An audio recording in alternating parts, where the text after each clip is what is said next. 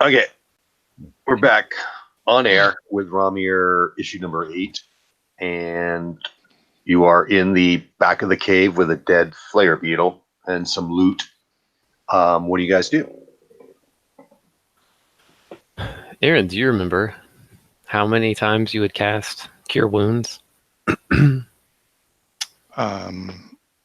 I think so that we had recalled that it was probably at least once after we fought those bird things, because I think Kree got a hit before Gabriel took him over.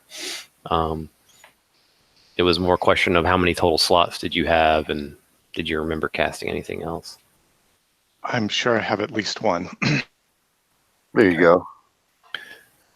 And did he just freeze up? Darren freeze up? He did.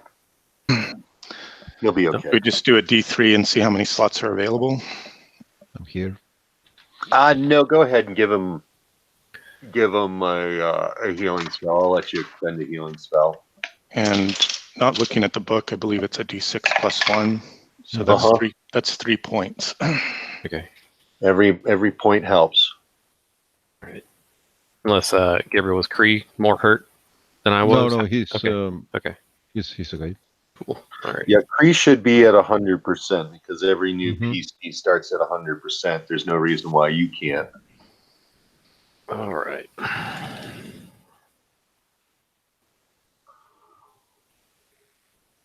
Periodically, I'll be asking how many torches you have, what type of light sources you have, how much food do you have. Mm-hmm. But you're good right now, I think, for hours and hours of expedition, if not days. All right.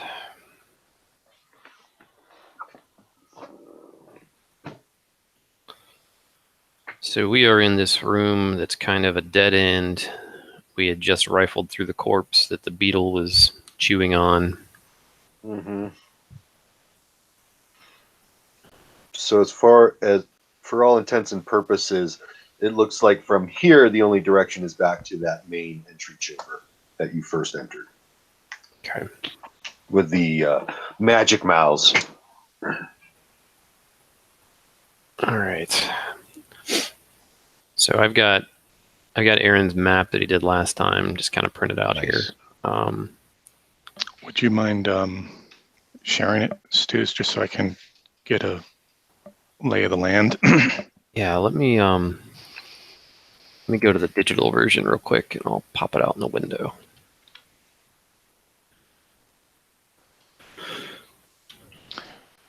See if I can. And we have Kree, and who's the other PC with us today besides Ark? It's Veridel. Veridel the assassin. Yeah. Mm-hmm. Assassin or thief? You actually did get assassin, didn't you? It is assassin. Yep. I have failed twice at using the assassin abilities, but he's yet to prove himself. Let's see. Is that coming through? I can't tell. Yeah, I see it here. Okay. Mm-hmm. Nice. So let's see here. I need to take a look at that so I don't mislead you guys. Well, our map might not be accurate either. I mean, that's that problem with mapping. I'm sure it was flawless. Yep. There is a second natural cavern going off to the northeast, and there is another cavern where, like, you've got it started to the northwest, but it continues. It looks like it branches. All right. Both of those go, and there's two additional tunnels, one going northwest and one going northeast, and it looks like they branch. The bat cave is on your map is not to scale. It's kind of much farther. Like the east to west passage to the Great Bat Cave is probably, what's that? Did I say like 110 feet or something? 100. Oh, you got it right there. 100. Yeah, I have it at like 140. You have it 200 feet, like it's forever. Okay. All right. I am going to share out. Maybe I can mark it digitally while I share it. Let me just share something else instead. Otherwise, the map is quite accurate. All right. So You can rely on that. That's stop sharing and share. All right, so we're only missing something to the northeast, right? and northwest.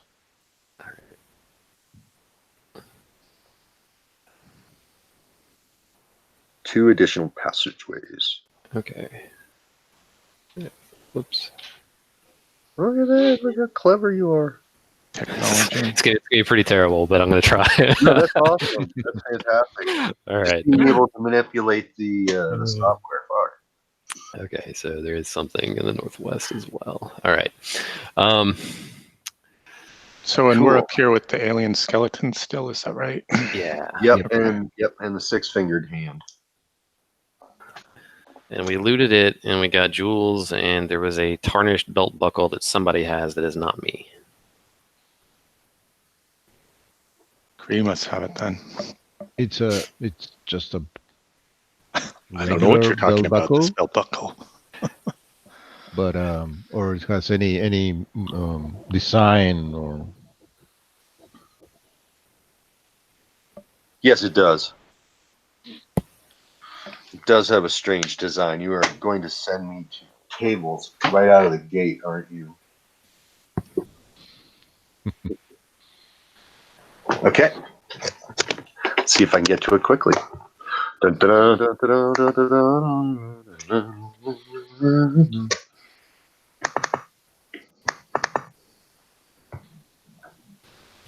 Nope, that's not what I'm looking for.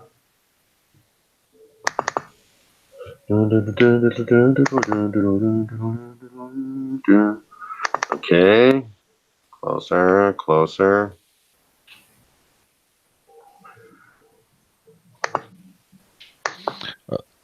okay.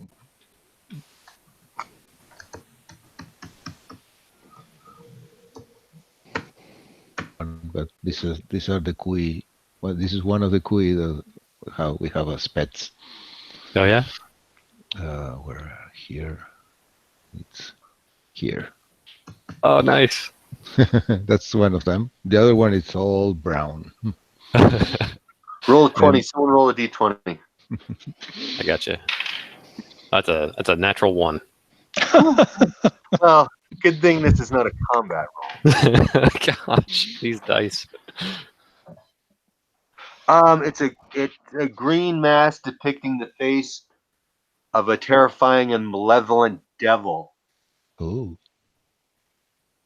It actually looks like it would be worth something if it was cleaned up. nice.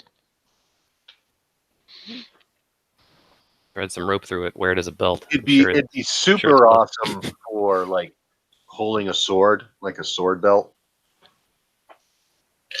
Belt Like it. buckle. If you had a sword belt, you would want a belt buckle like this on it.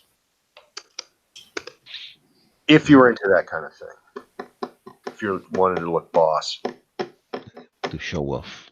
I think another term for it is metal. Okay, Krieg like spit on the buckle and try to clean with it with his robe. All right. So we know this southeast passage has the hungry half man. Right. Was there any flesh left on this corpse the beetle was on, or is it all just bones? No, it's pretty ragged. It's All right. pretty ragged. Yeah, it's the druid would know, right? About the corpse or about the beetle? Yeah, the corpse. How long has it been laying moldering? 5 days. The alien skeleton corpse has been dead for just 5 days, and it's already bones. Yeah, it's devoured. Oh, Hungry beetle. it's been nibbled on by this insect. Yep. I see. Or more than him. He just may be here for the scraps. Are there any other like bigger like animal bites on it, like teeth marks that would not be insectal? Yeah, sure. Big carnivorous canines, I imagine. Yes, I can see it No, they don't clearly look like there. carnivorous No? canines, but they're very, very aggressive. Nothing that you've seen before. These markings are nothing you've seen before. Okay. Maybe even the remains and of the corpse and the beetle we can offer that to the half man. That's right. The flare beetle was licking out its skull cavity, getting the last of the brains. Oh, okay. You can try to offer it to the half man, sure. And you said this was an alien corpse, Jay. What's so alien about it? Is it just that it has 6 The skull fingers? is not shaped like a human's. Okay. It's a bit elongated. It has a big bulbous front, like forehead, and the hands have 6 fingers. Okay. And I guess if you looked, the feet, if you took off one of the boots, it's you got 6 toes. But the boots and his the remains of his clothes are like normal, or they have or they are of different material, or they have some strange manufacture. The normal clothing, high quality, what's left of it. Okay.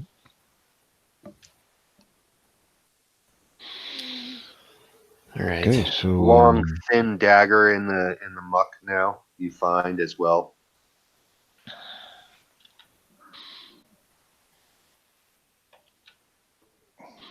And it has like star pentagrams in its handle with a circle.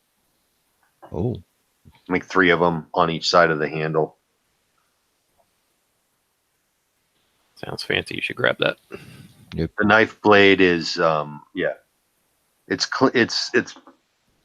looks pretty nice. Sturdy too. It's not like a decorative thing. Okay.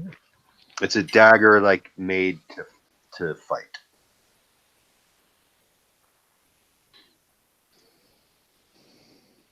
But there's no scabbard. Okay. So we maybe want to avoid the half man. Maybe think about the northwest passage. Yeah, let's check the other passages. All right. Oh, what about the one that one? Yes. Yeah, that's fine. So Jay, let's come back out of the beetle room, and it looks like the corridor, at least we thought it forked to the northeast.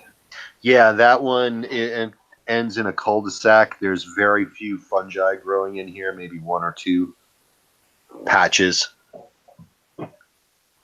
Doesn't appear to be any exits. Some stalactites and stalagmites are formed on the floor and ceiling. Still quite dry. All right, I guess maybe kind of search around the perimeter of the room to see if there's anything unusual or any other passages that might go somewhere else. Yeah. Go ahead. No, the fungi is on patches, or it's all over the place. No, most of the where you've seen it is going in the Bat Guano long cave. There was that was thick with fungi growing on the walls and floor of the cavern, and that's what made it easy to see that someone had traveled along that passageway back and forth. Oh, okay. And now you know that it's also not. It could not be just one person, but like the half man went down quite a ways of it. Mm-hmm. But in these entrance areas, the ones so far have. The one to the northeast has the most fungi. Out of these.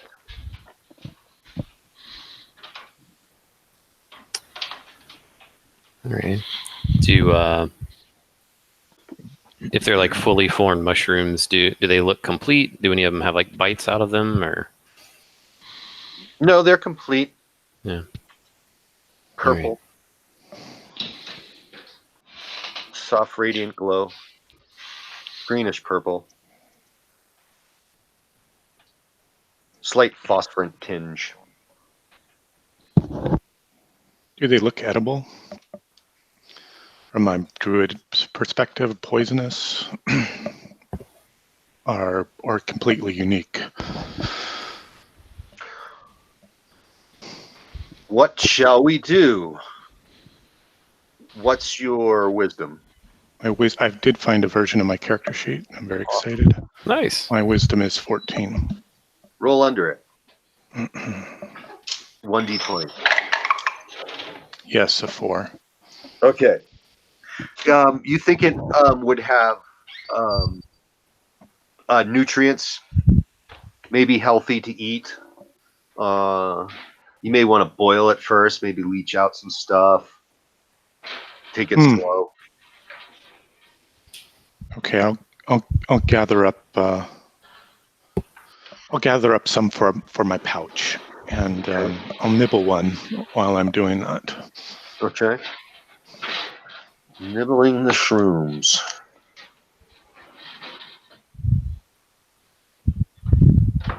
What next, guys? I guess maybe we'll head back to the main room and try one of these other corridors. Northeast or northwest? I'd probably vote northwest just to avoid maybe this connecting back to where the half man is for now, but Agreed. Okay, the natural cavern goes fairly straight for 30 feet, and then you come to a branch perpendicular to you going southwest, and the passage continues northwest. It looks like it hooks. Looks like it hooks to the north, about 60 feet out. go south and then north. Is that what I heard? Runs south. Sorry, Southwest. after 30 feet, it goes southwest, and then the Mhm. western Perpendicular. passage continues. Northwest. And then The northwest direction continues overall about 100 feet. 30 feet up, you can go southwest. Okay. I'm going to try. I might just not be able to do this to scale. I don't have a lot of real estate to work with, so. Yeah, that's fine. Yeah, Or we'll just- start another page or something. Yeah. All right. So there was a fork southwest and northwest, right? Mm-hmm. All right.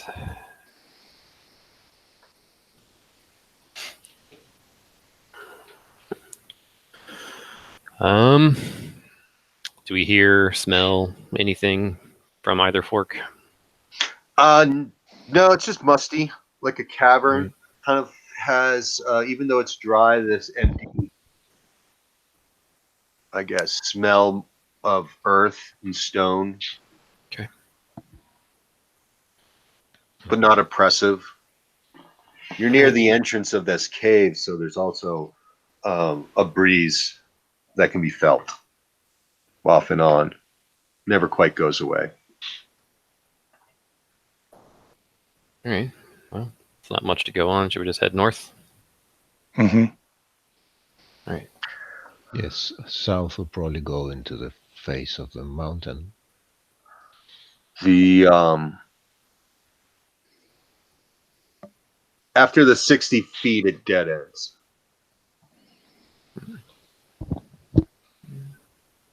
With this, it looks natural. This All tunnel, these or caverns are natural, with forming stalactites and stalagmites.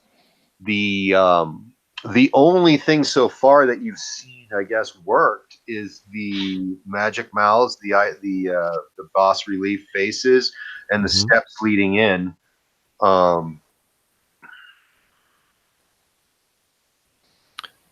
okay, And so they actually, don't look like the cave mouth had Mhm. rock formations that actually made it look like a mouth, but that was right. natural. Mhm. Okay, All right. So this dead end is just kind of ending in the Yeah. natural cave. Yeah. Okay. Uh-huh. Uh-huh. Alrighty.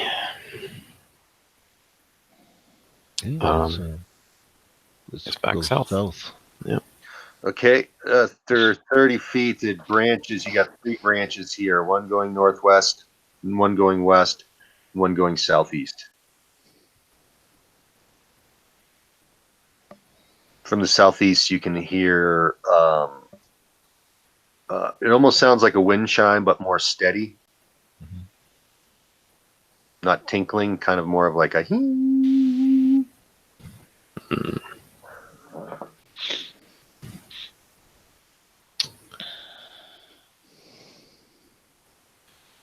Well, there's a noise. Should we check it out? Yeah, Let's go. Do you really have? We can go like north to the northwest. All right. Just to. be a little more methodical about this. Kree, is that you're thinking? Yeah. Okay.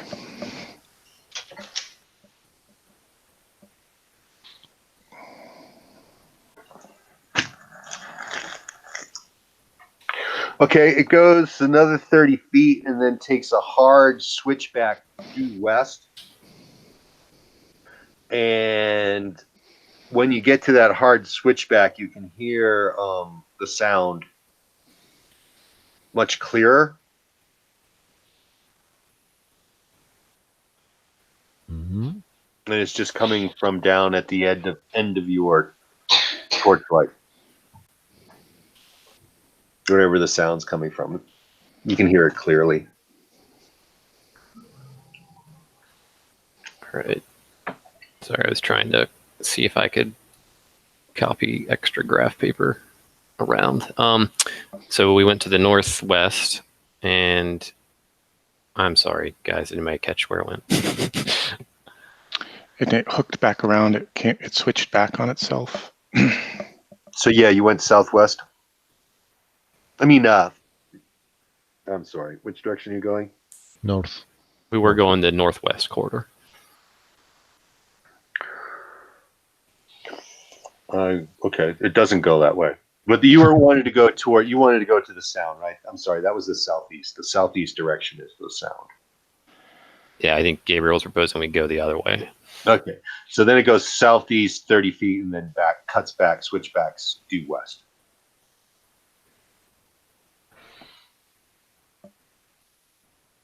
Okay. So there is not that northeast thing that I drew. There is. There is. He's describing the southeast corridor. Okay. Southeast is where the is what I'm describing. Okay. It takes a hard turn to the west, right? Mm-hmm.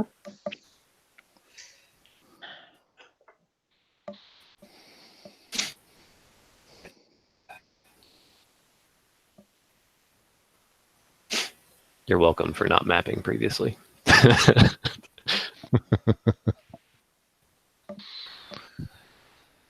All right.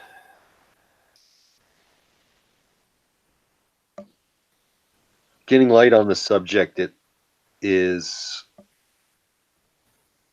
coming from rigid wires strung from one side of the cavern to the other.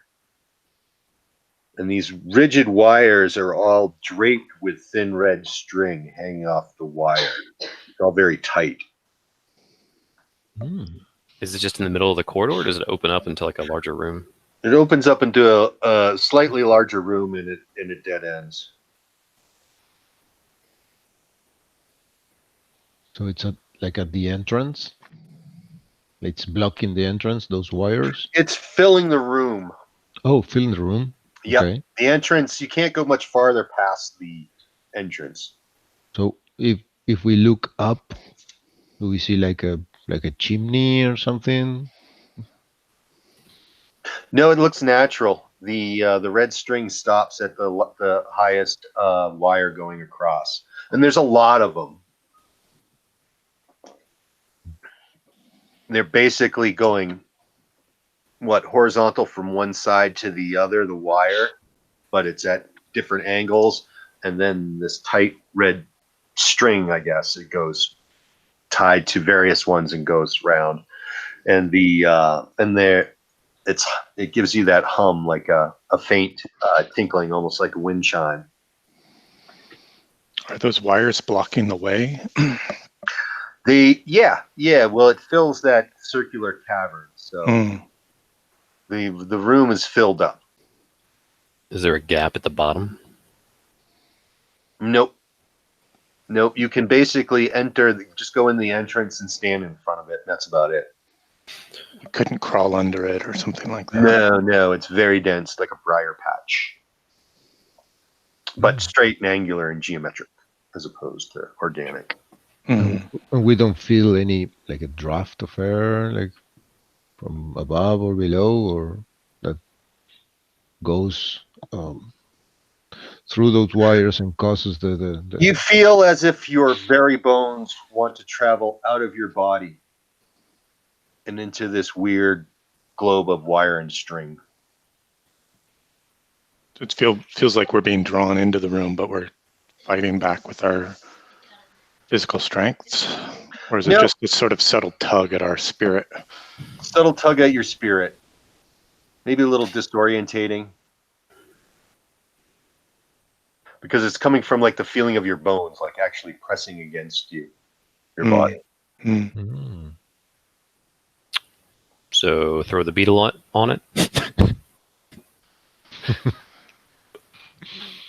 Yeah, maybe from some distance away. It feels like this is all under tension, under pressure. Like a snap at any time. What does the thief think? Can you see any kind of mechanical anchoring or structure associated with this? On the nearest wire that's from the entrance.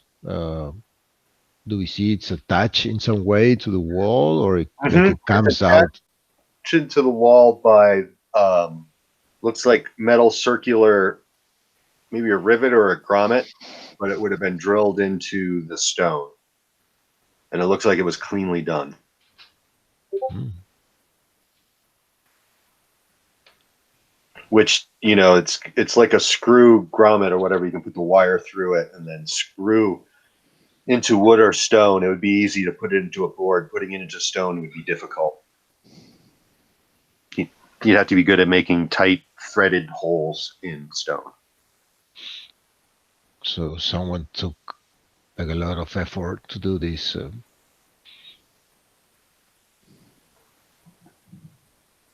And if like touch the wire with a dagger, like it make a sound like bang, like a stroking a chord of a guitar. I mean, you know. Yeah. It's very. It has the melodic sound to it. It echoes in the natural cavern a ways, but not too much. It's not overly loud.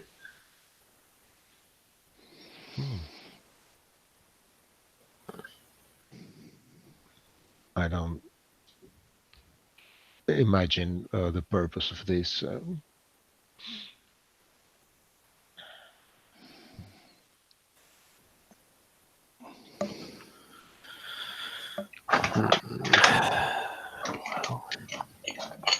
And do you see anything on the on the floor of the No, cavern? the red string doesn't go. It ties off at the last wire closest, which are several. You know, there's many. And the metal is like clean, or it's corroded in some way. No, it's clean. It has a brassy color to it. Shines in your torchlight.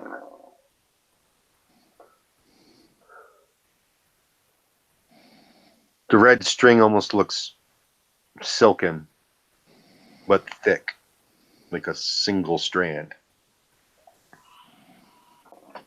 So it's like a single strand that goes like it's tangled in many wires.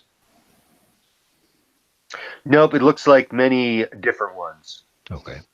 So I know what. if you took a globe and I guess took a lot of pins through it, Mm-hmm.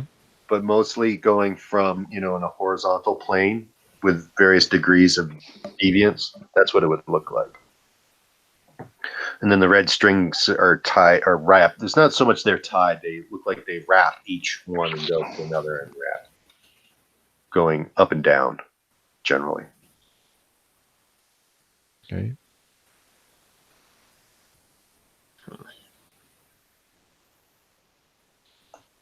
I don't know, guys. Doesn't make much sense or purpose of this. Yeah. It's more about do we keep messing with it, consider cutting the silk string, or maybe just keep exploring.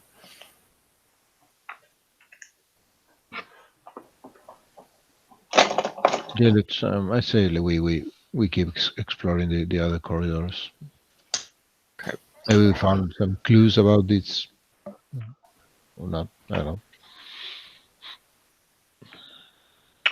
To the passages to the northwest, the two passages, separate ones to the northwest, join up together about 60 feet out. I'm moving to a bigger. And then, no, it's still narrow. It's still like this 6 foot wide.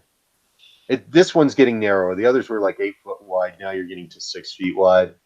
And it goes north and has a slight turn back to the northeast.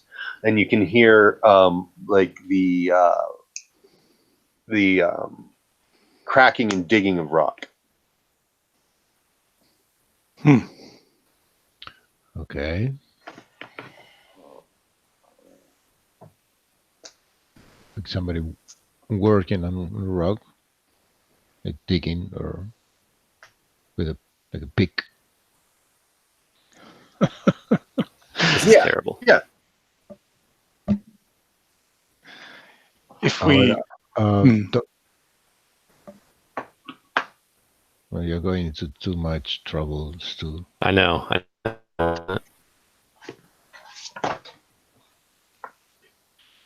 Try to realign it. Oh, there you go. Beautiful. Is it? I love it. I couldn't do this online. Okay. So they you guys, but so back here, both of these corridors, they end up merging, right? Yeah. All right. So and then they run off to the northeast, I think. Mm-hmm. Okay, so more like And this. then a slight hook to the north. All right, we're just gonna kind of go this way, and then we hear some scavenging or something up north, right? It sounds like rock chipping, breaking rocks, chipping into the stone. If we shield our light source, do we see a light source up north of us coming down the It's tunnel? specific on your light source. What are you using? Torch? We have a torch, yeah.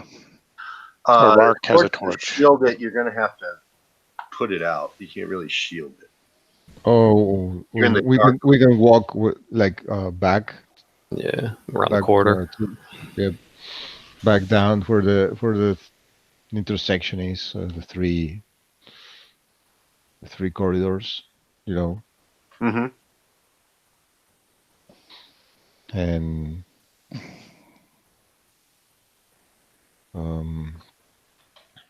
someone could go like feeling the wall. Yeah, someone can go ahead in the dark. Mm-hmm. Sounds like a job for a thief or an assassin. Yeah. Oh, why not? I'll go up there. The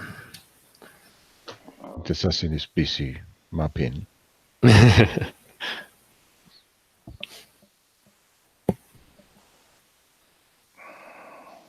So light source back around the corner. I'll slowly walk forward and see if I catch a glimpse of a light source or if the noise becomes more apparent.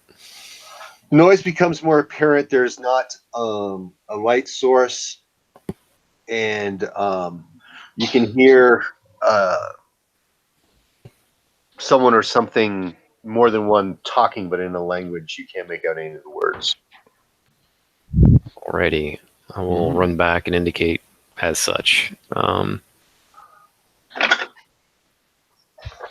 Some sort of humanoids communicating. Do you actually see? Like see them, or just you just heard them? Just heard them. It was dark, so. But it's interesting that there's no light source that they seem to have. Okay.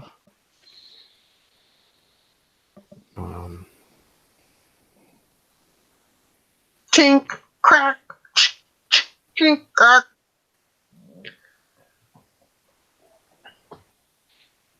But though you can't understand the language, it sounds like the normal conversation of a work crew.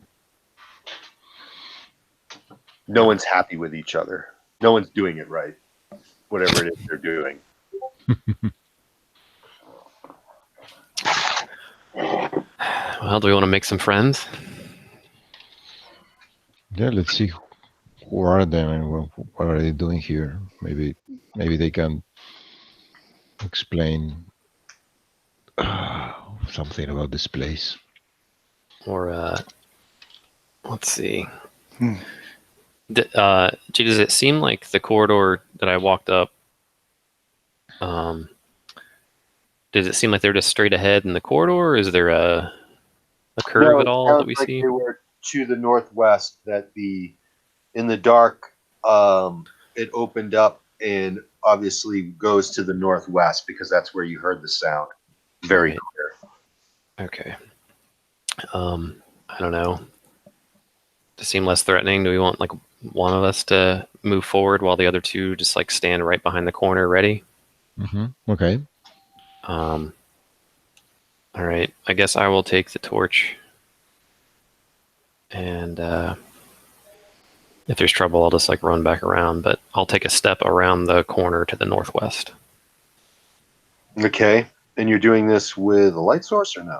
With the light source, yeah. I've got a torch. All right. I'm taking the torch. Okay. There's 4 humanoids, not very big. They got wiry hair, and they like with the light, they're like, and they're like yelling at you. All right. I'll just kind of throw my hand up and be like, "Hail!" They seem mollified a bit, but they're still talking to you in a language you don't understand. Cool. And they got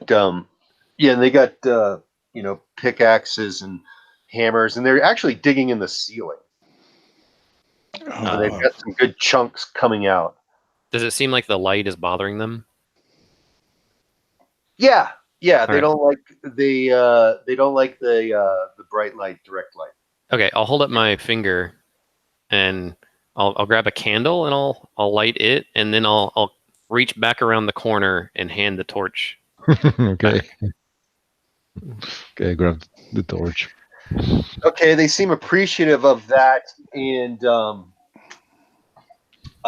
then one of them speaks in your bad common Rom'Myrian. You must be someone from above ground.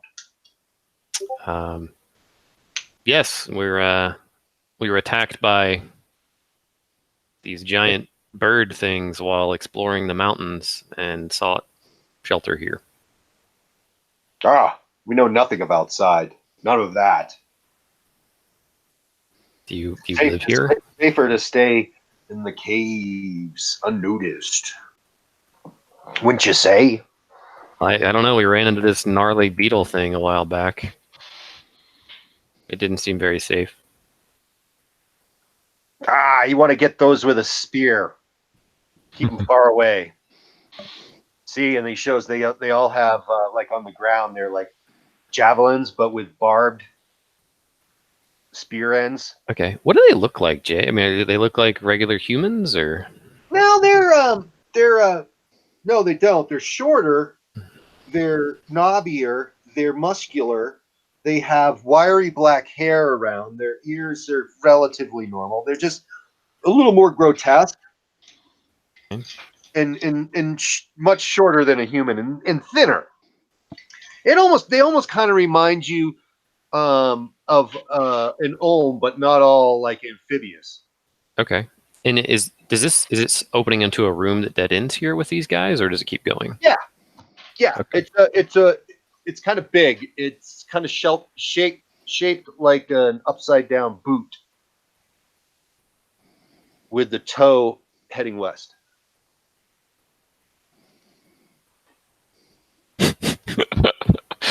Yep. That'll do. Okay, so these guys, I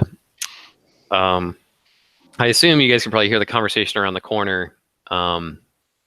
And I'll say out loud, sorry about the light. It's clear that isn't something you guys like, just so Rark and Kree understand the situation. And I'll point at the ceiling and I'll be like, what's going on up there?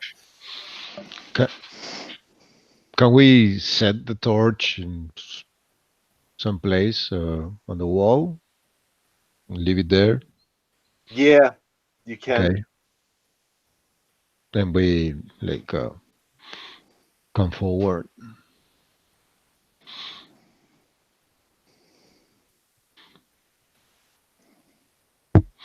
To see. Look at that! It's a whole gang of folks from the above ground, the surface world.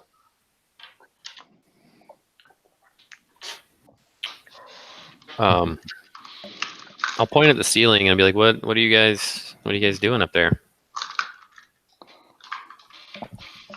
I'm trying to find it.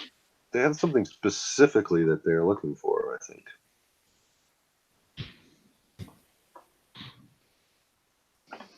While he's doing that, guys, do you remember we came up here looking for the Olm, but I'm struggling to remember kind of what the end game was there if we found them.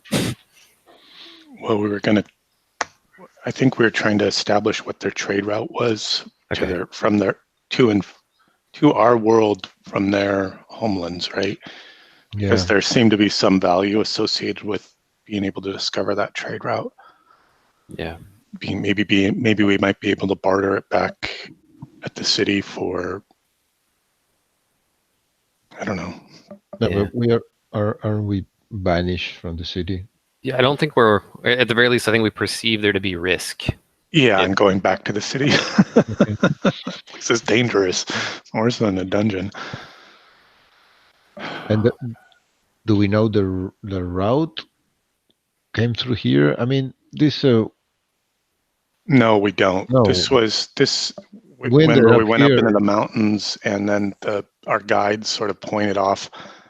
That's where we think they're coming from, and then we got attacked by the giant lizards, and then we ran. And somewhere in here, one of these caverns, I'm not sure, Aaron, if that's what's displayed on this side, there was like almost like a river with, maybe I'm mixing games up now, but there is a river here. What you're looking at there in the northeast, that's the entrance to the cave. Like it was like sort of a mouth entrance to the cave. Got it. Okay. And if on the original map down south, there's this breakout from that circle 1. Okay. Yep. Up by the half man, and that takes us down to where the big pool is. Got it. Yeah, that's okay. Once we know that's a dead end, I can paste that on here. My rubbish diagram. We're just scribbling in the dark, right? They're sure there's a secret cavern. Oh, that goes to 1 on the map. Yeah, that's links to 1. Okay.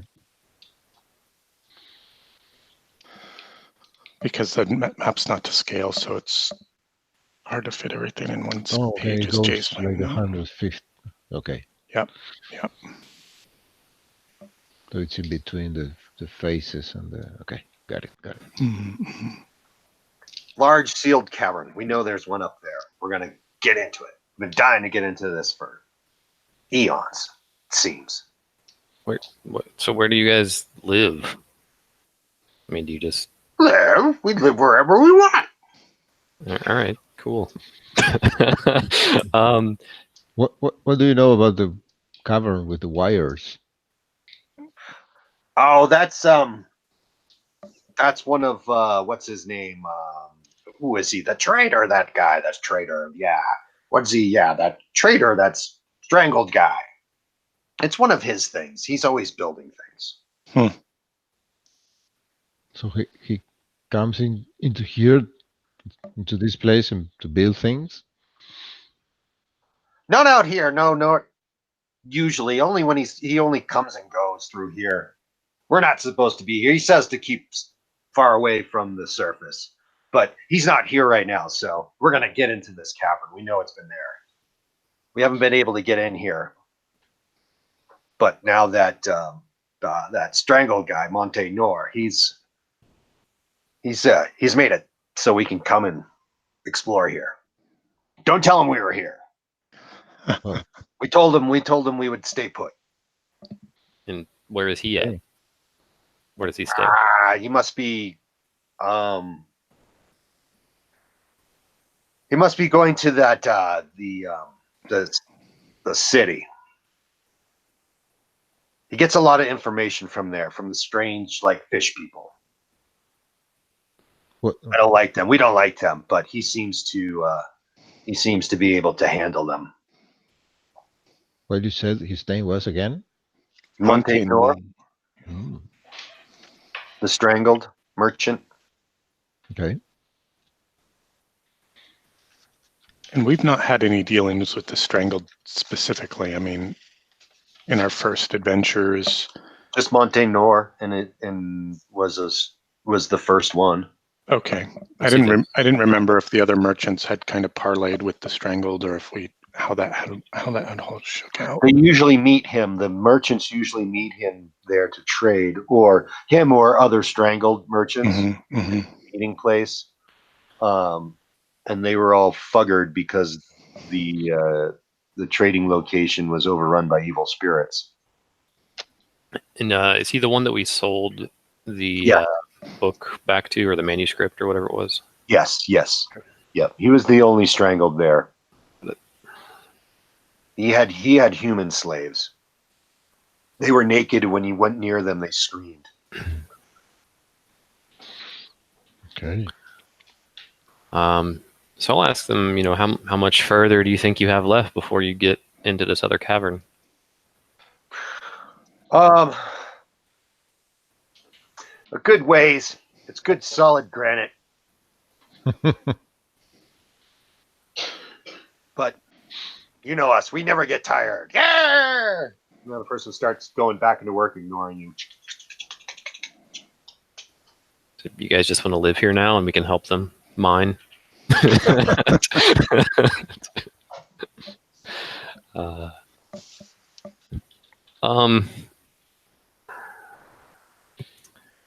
Do they know any other ways out of this cavern complex other than, the one out to the surface that we came in? Oh, you only can go out, or you can only go in. Quite simple if you think about it.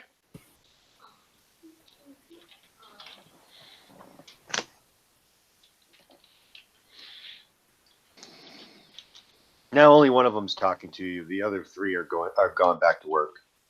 Okay. One stands on the sits on the shoulders of the other, and while the third holds like a big iron bar, and the guy on the shoulders is using a big heavy mallet. But they're remarkably accurate. But if you guys tried to do it, someone would get hurt. Is this? I'll flash a few gold pieces to the one that's still talking to us, and ask him if he'd be willing to guide us through the caverns here into the depths.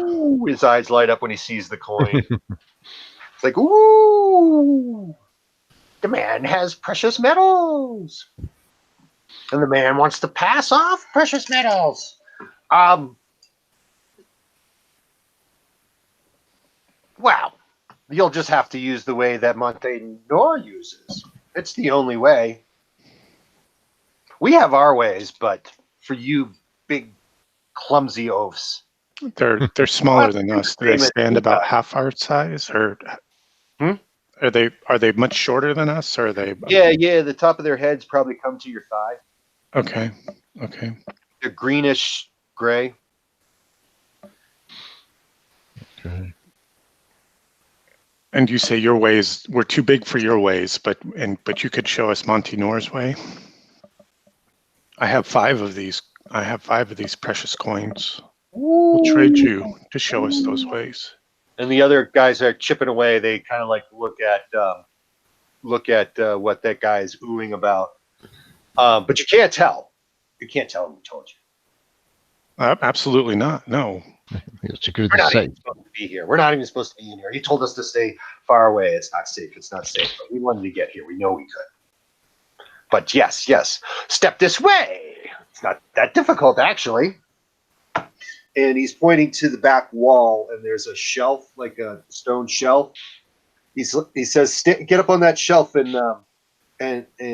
look out. Go to the end of the opening, and you can look out. You can see it. Of course, you're gonna have to bring some light because he's just pointing to a dark area. No, you'll come with us. These caverns are dark and mysterious, and show us the ways. Show us the ways."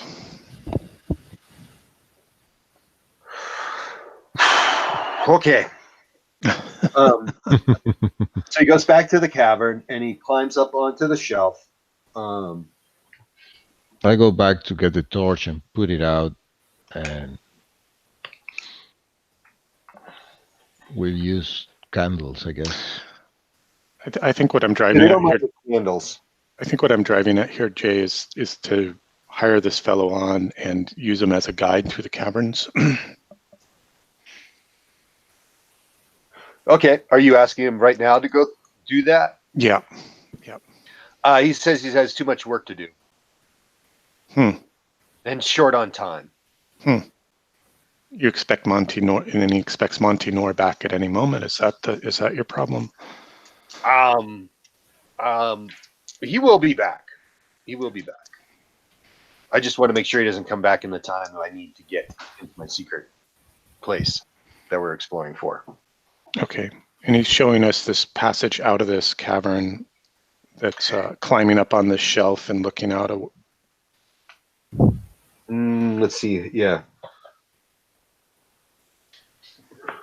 Well, he scrambles up the wall. Mm-hmm.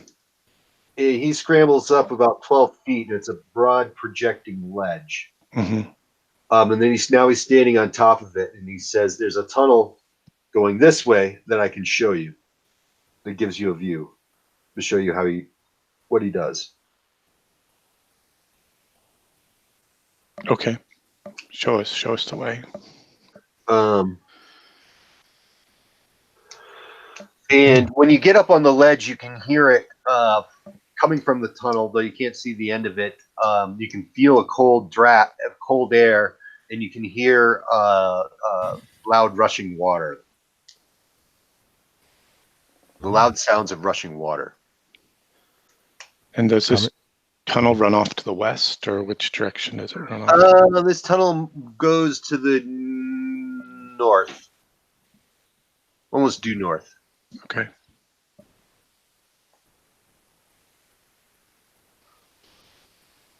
And must we crawl, or can we stand in this tunnel? You got to crouch down. And when you get to the end of it, there is definitely a black, briskly running river below you, about 12 feet. And this little dude, he's pointing further north, like across the river. But you can't see anything with your light source. Your candles are not bright enough. The candles actually blow out too, and they have to relight them or go back in the cavern, the tunnel. Mm-hmm. So Monty Nor, what does he say? He says you have to use the boat.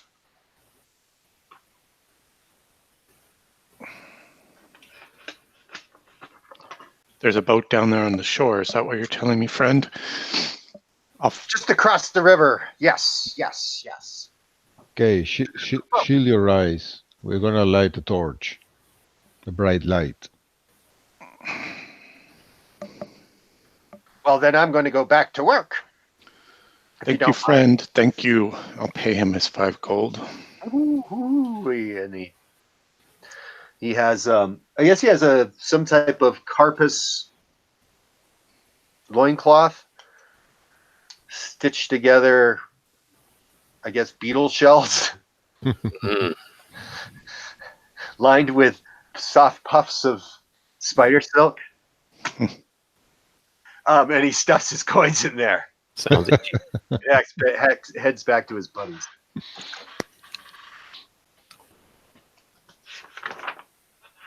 When you light the torch,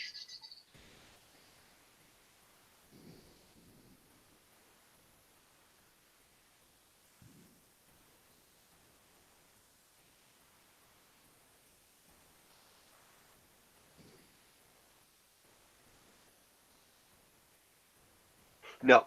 And then the river is running west to east. They look like rather large bats, but every once in a while you see something flying up or down the river. How far is it from that secret passage to the river? How far from the secret passage to the river? The river is 12 feet below you. The secret passage just goes a mere 15 feet. Okay. And then the river is right there. Yep. All right. And with the torchlight, you can see that there's a slender, ornate, tapered boat with a single mast but no sail on the other side of the river. On the other side. Oh. There does not look like there would be, unless the boat was right underneath you and you dropped down into it. There doesn't seem to be like on the other side, it's on a sandy beach, and you're on a straight rock precipice that goes down into the water. All right. And how far across is the river? 20 feet, 25 at some places. And then it kind of narrows as it goes east. Are there any height in this area above the river is like 30 feet. So we are above. Okay. How fast is the water going? Very fast. Mm. You have to speak up a little bit to talk to each other. Are there any handholds on the face of the wall that goes into the water? Nope.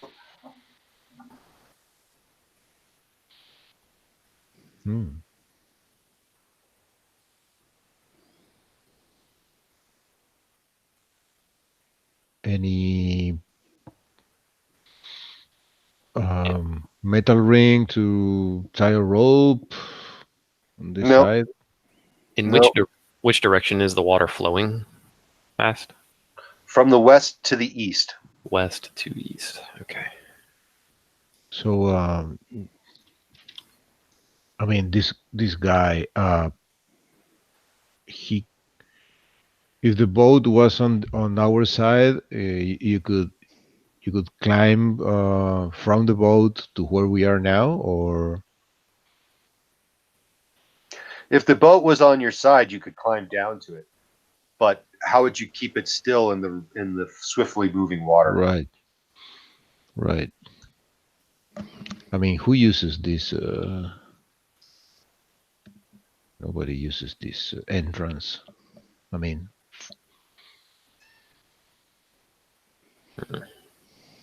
so the boat is on the other side on a sandy beach, but is there anything beyond that? The sandy beach tapers into a natural cavern going due north into the darkness. You can't see very much past that.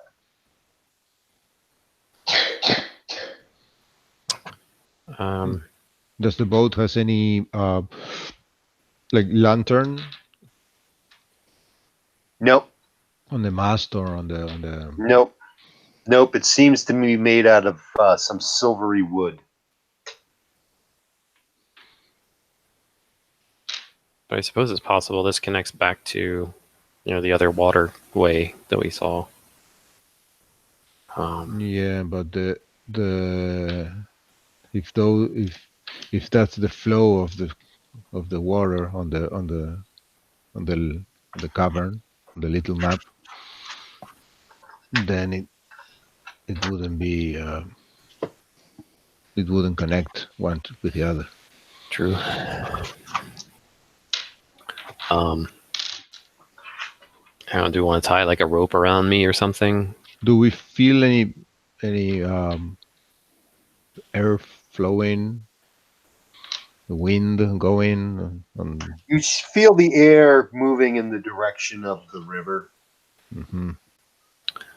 So if it narrows going to the east and the water goes that way, maybe we could tie a rope around somebody.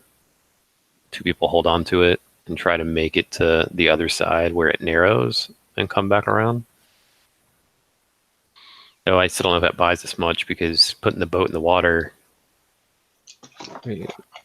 not sure how we would get it stable right below the ledge. And we don't know what's to the east. If maybe the cavern gets close to the cavern, but the water keeps flowing, so there's no way to. Do we see any rows on the boat? No, it has a simple rudder. I think they call it a sculling oar. I'm not sure. Just a rudder. How do you get out up current with this with the boat with no rows and no Hey, folks, sail? it's time for my mid-game break. Mm-hmm. I'll be right back with you as you Okay. puzzle out. Yeah, I'm gonna be right back then. Me too, Stu. I'm gonna grab a coffee. Okay, yep, same. Be right back.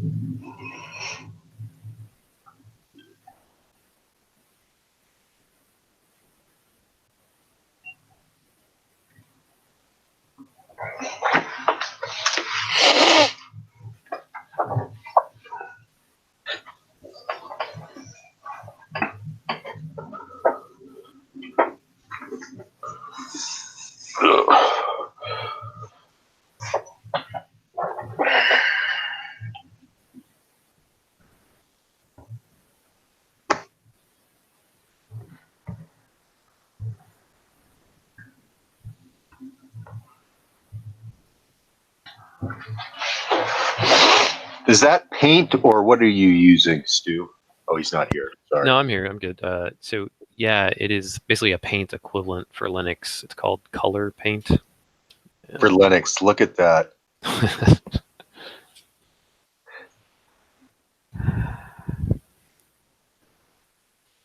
It's very handy. Yeah, it works. I don't know if it looks great, but it works. Mm-hmm. For mapping purposes, for game purposes.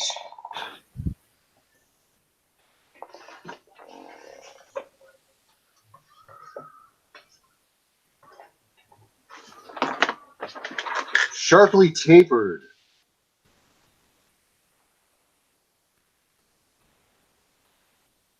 The hull is sharply tapered. Hmm.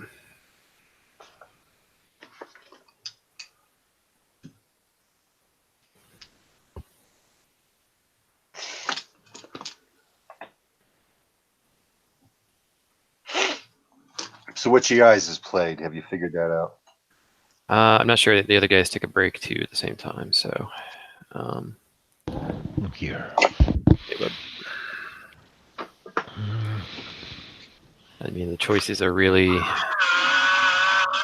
go back and play with Half Man, check out the other corridor to the north east, which might wrap back around, or take a boat. I mean, I guess the evil option would be slaughtering one of those guys and bringing the Half Man as flesh, but I don't know. I don't know if I'm about that right now. Maybe they can. They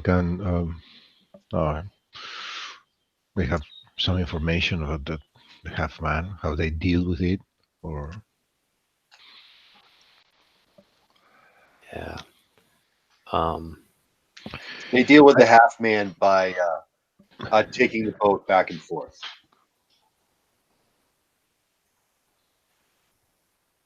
Wait, the little mining Group guy? dude, yeah. They don't go near that thing. But there's not a boat on this side. How do they do it? Ah, he wants to know how to use the boat, does he? And he's kind of like he's rolling a gold coin between his fingers. oh, they got greedy. What else do you have with you from the precious Gaia, the got to the dark. I start rolling. So much. I start rolling 2 daggers in between my fingers.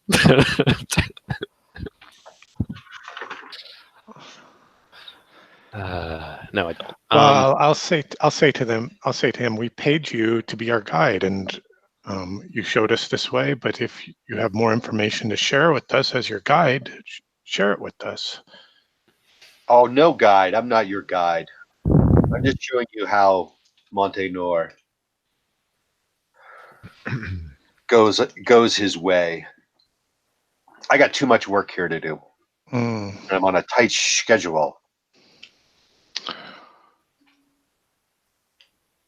So, again, friend, I'll ask you to guide us this way, and when we see Montenor, we'll say that we've never seen you before. Too much work to do. You got the boat. Take the boat and go. Be on your way.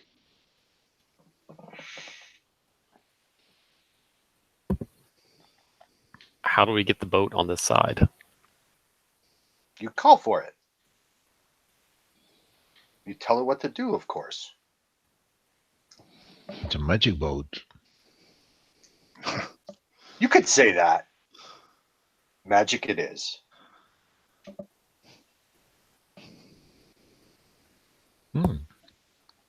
How do we address it? Do we just call for the boat? Do we just say, boat, come to me here? Sail upstream. Yeah, he says that should do. Nice.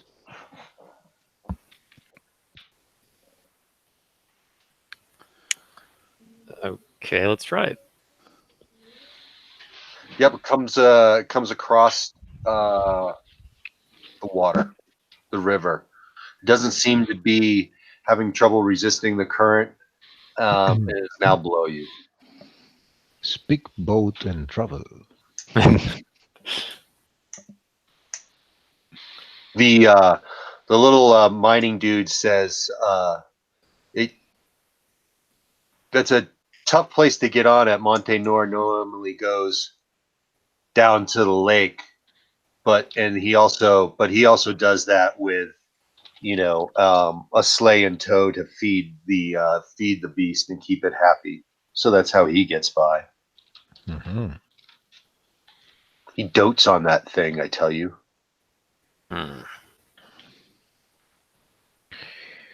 Maybe he brings people with him on the promise of who knows what, and leave them to the Gabriel's mind goes off on a tangent. Think about 101 things. Yep. I'm gonna be one of those. Oh, that's what Krieg thinks. It's one of those people that do that kind of thing. Yeah. To whatever means, to whatever ends he's seeking. And they comment that you don't seem to have any slaves on you. That would be useful. They scream a bit, but it's over quickly. Does he want to come for a ride? I know he's too busy. Gotta help his buds get this thing up. Okay, let's call the boat and make it across. He starts stamping his feet, and then he's like looking like he's really impatient. Okay, call the boat. Come, boat. Boat, come to us. It does. It reacts to voice command.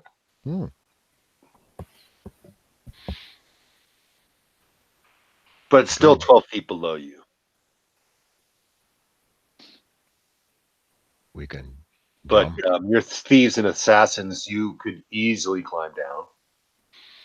So, we can jump and grab the mast and slide down the mast. Yeah, you guys can do all that, but the druid, you probably want to lower down on a rope. Yeah, here, hold this rope. I'll climb down first, and yeah, you go first. Do your acrobatics. So okay, you're good, druid, but the thieves and assassins need to make their climb wall skill. Do you think we would want to spike like spike something up top and then just leave a rope here in case we want to come back up this way? You could do that. It's incredibly plausible. I only have one rope. Do you have a rope you're willing to leave, Verdell, or we could leave a length of rope?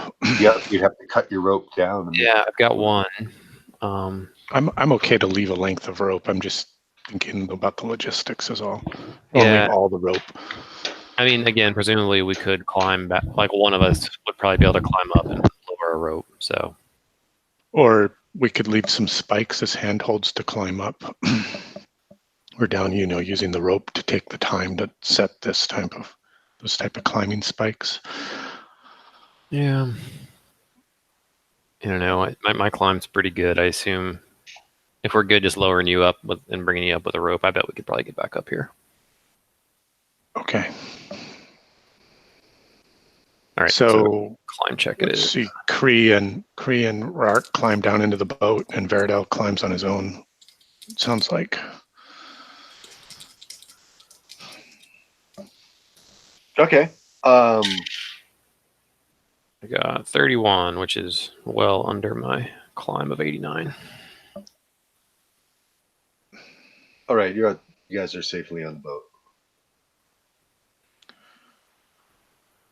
All right.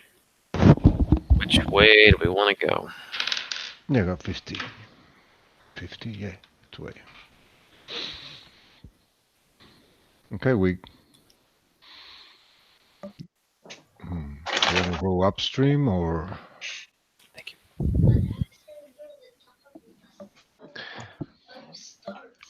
Yeah, can we sail the boat upstream? Jay, is that? It seems to respond crisply and adroitly to your commands. Mm-hmm. And so you're heading upstream. The tunnel ceiling is lowering to about 8 feet above the surface of the water.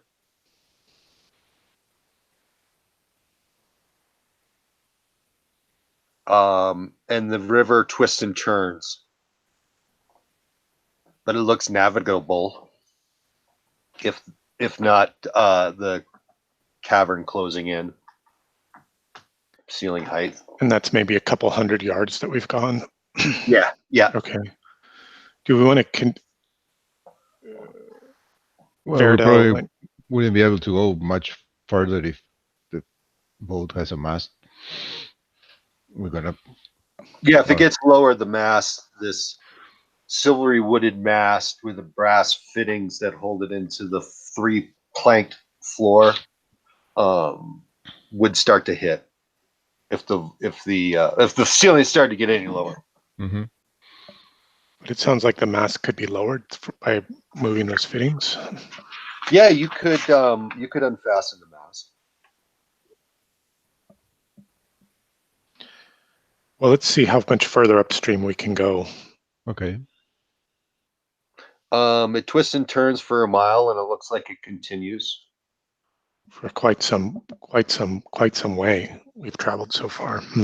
Yep, you've traveled 1 mile and 100 yards, and It's been very twisting back and forth. But there hasn't been any other branches, and it begins to more. It's down to like 6 feet now. Mm-hmm, mm-hmm. So you mostly have to sit in the boat now. Okay. Is there any equipment on the boat or? No. Just the rudder, I guess, the sculling oar they call it. But it doesn't seem that you need to use it. But it's fixed to the boat near the rear.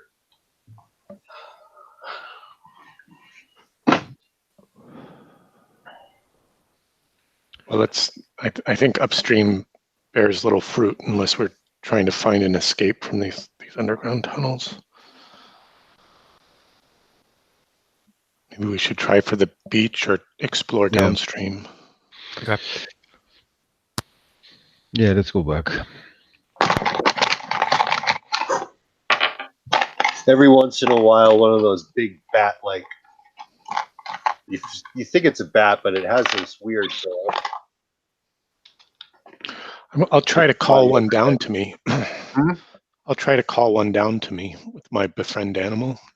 Oh yeah, very good, very good. Level That's perfect use of that, right? Mm-hmm. Yeah. Yeah, good idea. Is it? It's a hit die check, Jay. So based on the animal's hit die, or why don't I roll it and see? I'll tell you what hit die I can effect.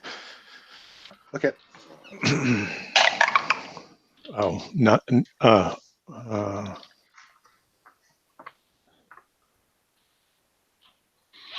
See, how does this work? I could affect up to a 4 hit die monster. Ah, up to a 4 hit dice monster. Or a 8 hit die domesticated animal. This is not domesticated. I guess quite a good roll. Or a 3 hit die beast, let's see, monstrous animal. You get an inquisitive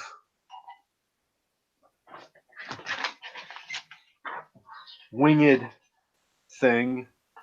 I'm seeing if I can find a picture of it for you.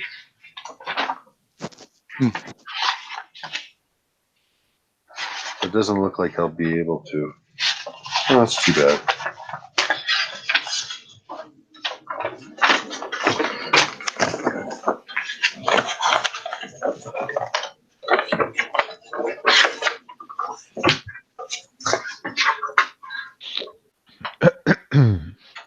It has a tail. Really doesn't have a head or a snout or a neck. It more has like black, bulging, unseeing eyes and hairy black. It's more like hair than I guess fur. And it's kind of bat-like than bird-like, and it has a long tail. Yeah, it looks like it's right? adapted for life underground. Okay. And it's looking for food. It's looking for you to offer it some food. I'll offer it some of the mushrooms. It doesn't take them. It doesn't like them.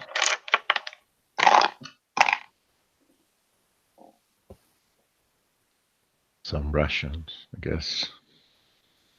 And then it flies around in a circle around you, more not to fly away, but to look for a fish or a minnow to dive in at. Okay. Seems it likes its food raw and as many creatures underground do.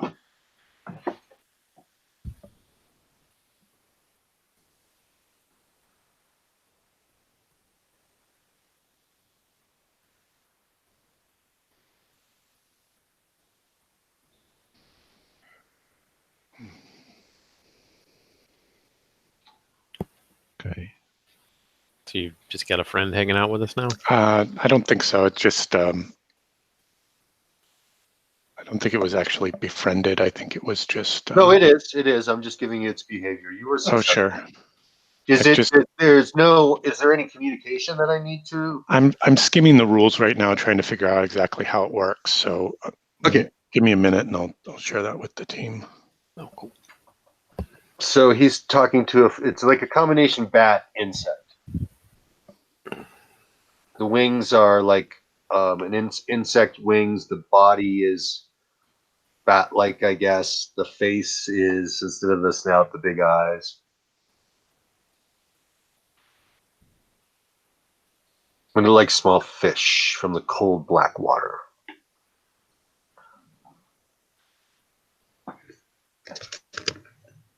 I have it as well, and if you have having trouble finding it. No, I'm just skimming it, trying to figure out how it works.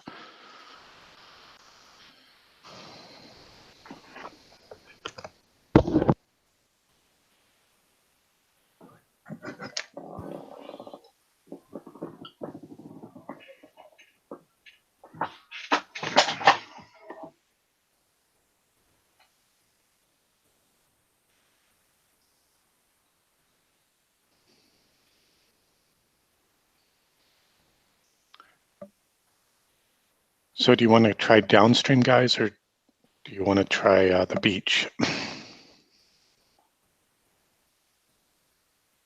I say we try the beach. I say. So like the north side of the river? Yeah. Yeah, the north side of the river. Okay. The natural cavern runs fairly straight. Not really a deviance. It just seems to go north as far as your light source will allow you. So kind of back across from... And get rid of a torch. You guys have burned a torch.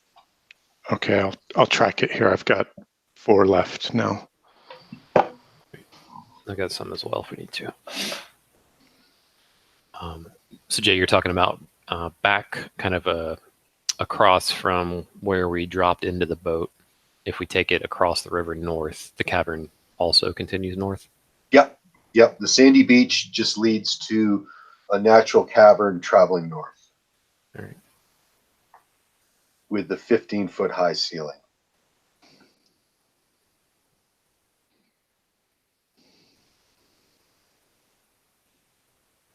And you can hear the river behind you. And the air got much more chill.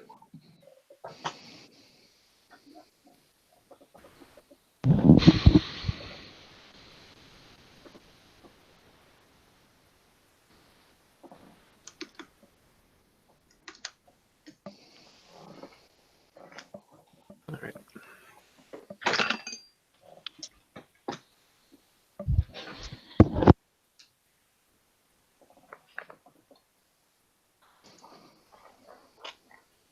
So what's you guys' next move? So top off the boat, I guess, and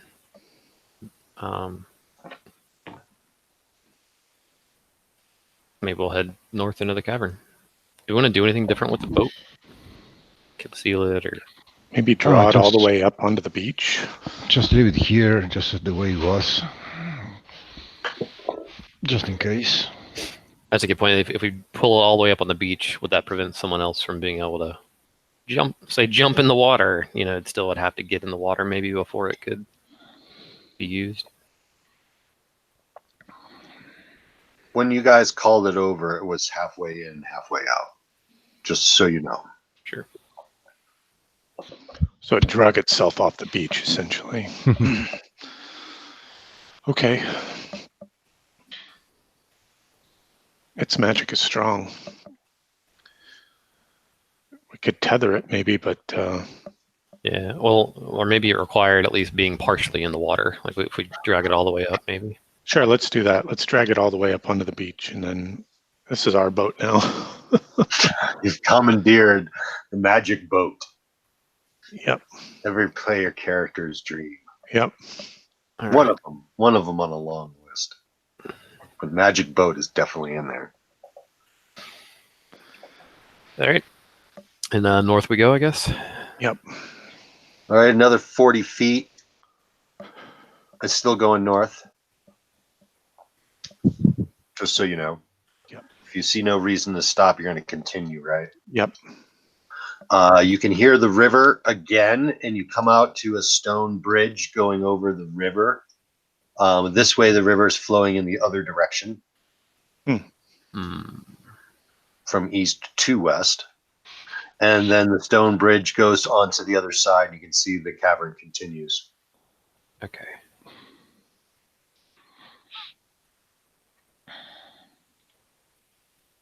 Now what are you going to do, Stu? I'm gonna use your trick. We're gonna put a circle with a number 2, and we're gonna go to the corner, I guess. Okay. You're going to do a trick, huh? That's a good trick.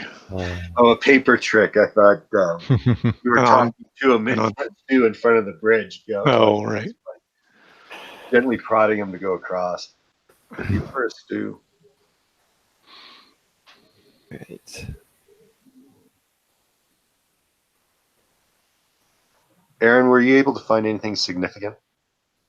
About the befriendment? Yeah. So the way it works is you roll against a chart. If you get a success, then the animal is calmed, and okay. And then the druid can also try to befriend the animal, in which case the GM rolls a reaction roll. Any result below favorable means the animal flees. If it's a favorable result, then if the result on the table,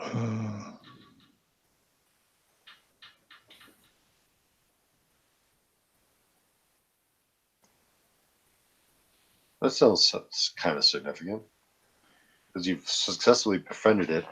So I got to roll a die for its reaction. I think you make a reaction check and then to see if it's befriended or not. And if it's befriended, it will follow me around,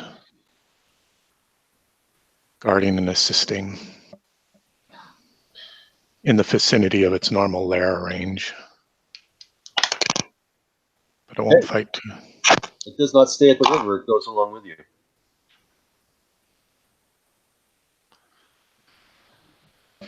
Okay. I'm trying to. And it, when you guys aren't moving, when you're looking at something or whatever, slowly exploring it, it usually hangs upside down on something, usually the rock ceiling. Okay.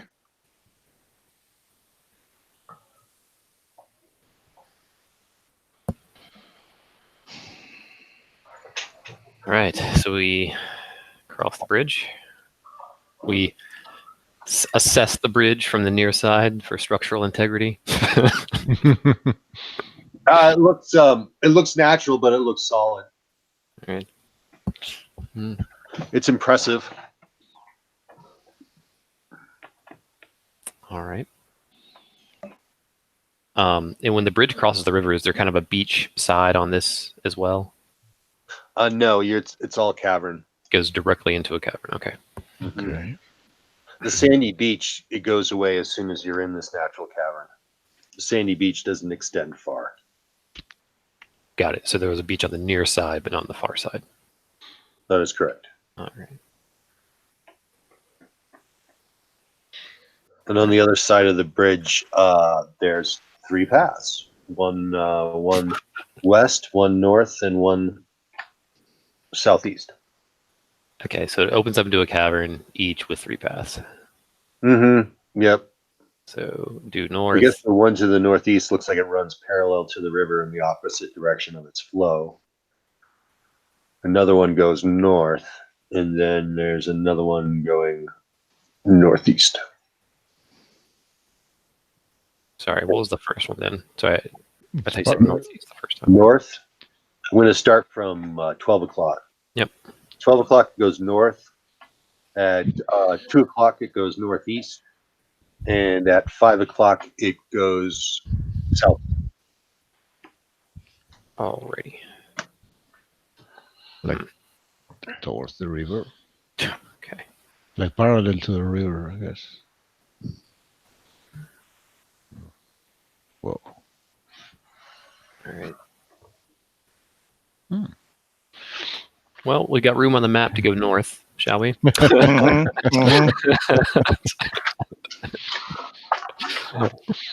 This opens into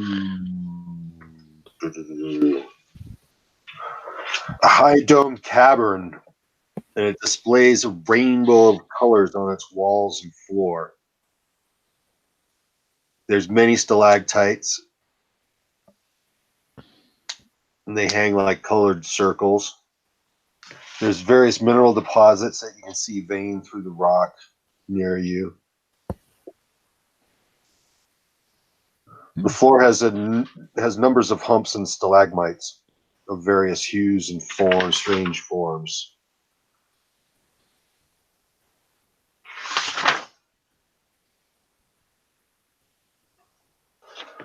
In a dead end. And it's very expansive. It's square footage. It's like, what is it? It's 50 feet wide by 60 feet high, 50 feet east to west by 60 feet north to south.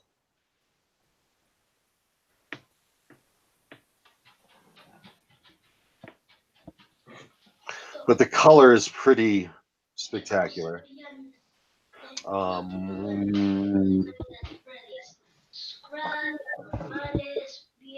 And there's 2 exits out of this vast vaulted chamber to the east. two separate, both going east.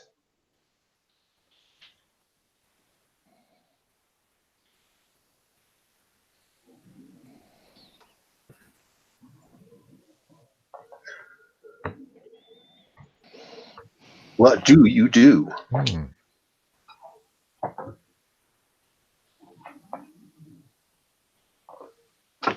It looks like these minerals have been mined, or No, seems like it's a natural feature.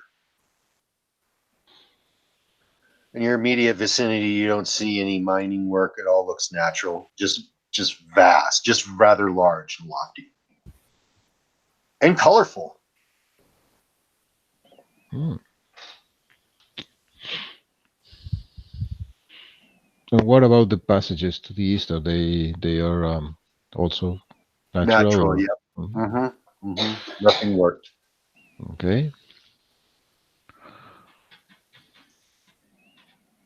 Oh no.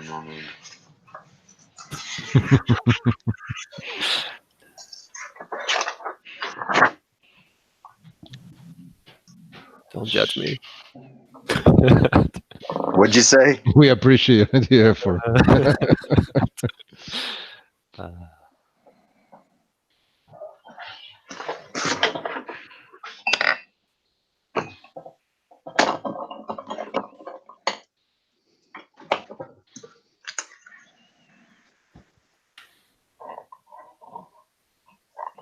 Did you guys take any action? Did I miss anything? Sorry, no, I'm just No. struggling with the diagram. All right. So yeah, I mean, I guess we'll take one of the. Yeah, the north is the one at the north. We take.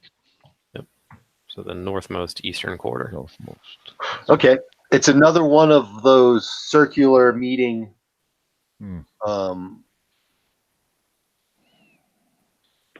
Passageways, and in the so at the apex of the easternmost of the ellipse that it makes,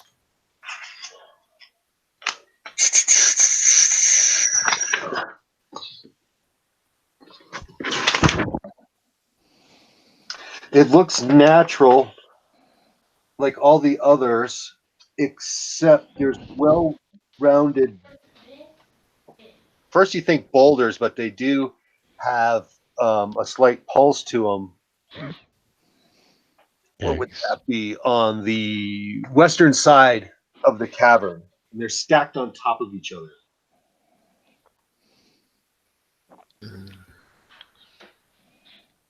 Some kind of Looked as if some giant had stacked them up, but they're not stone. They're like a hard crystal with a shifting, slowly moving light that sluggishly moves that you see in the center every once in a while. How many of those are? And they look like they're fitted into I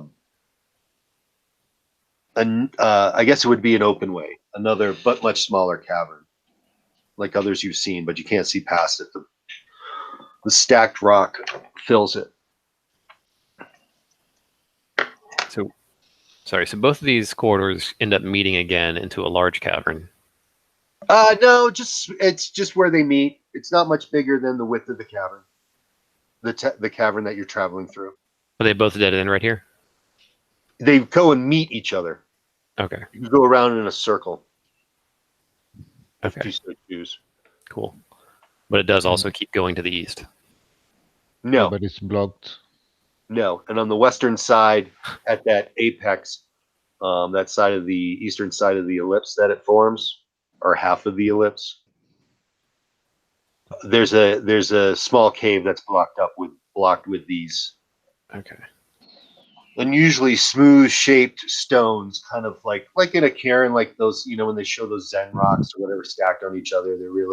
But they're very uniform, equal size. Not one doesn't get smaller or anything there, and fitted into this entryway.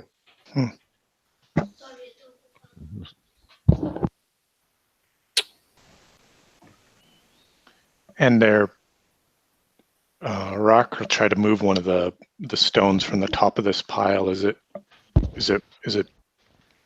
Can it be drawn out, or is it mortared in, or? Good question.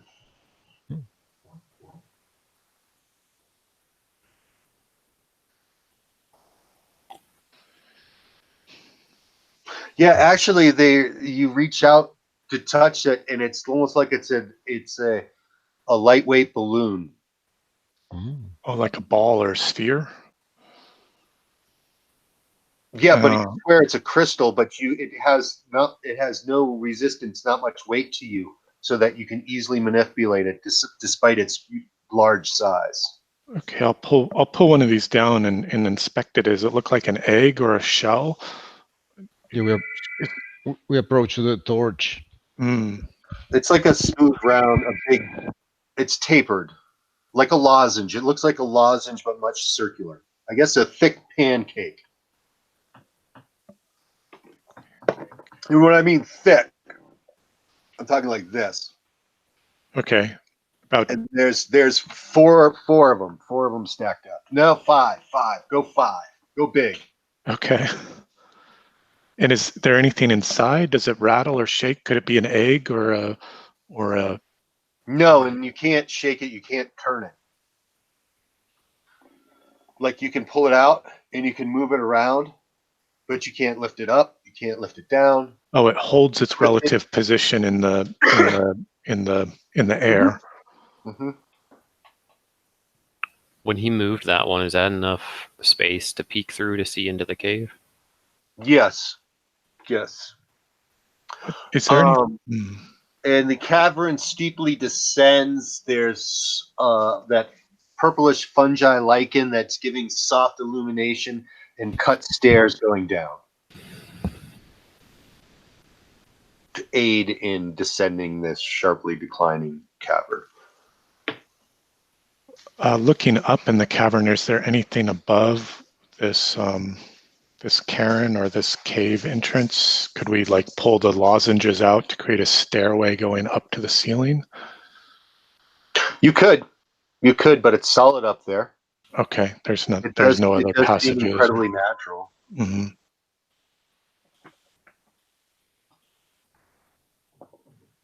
Well, this is interesting. This descent into these descending stairs that are illuminated by this lichen.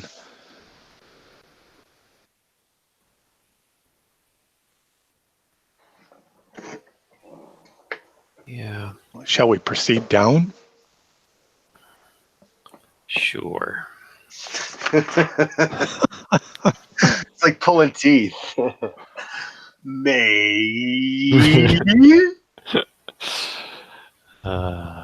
Sorry, unless there's more that you want to explore in our...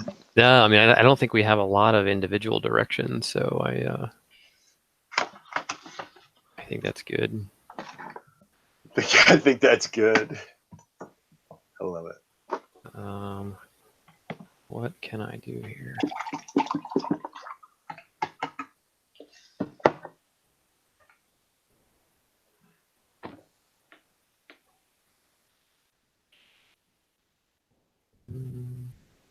Yeah, let's do it up, I guess.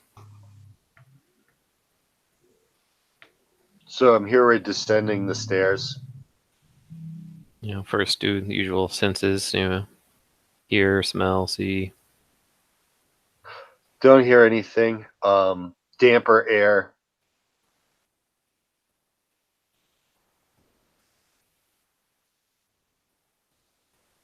More fixed. There's a lack of a breeze.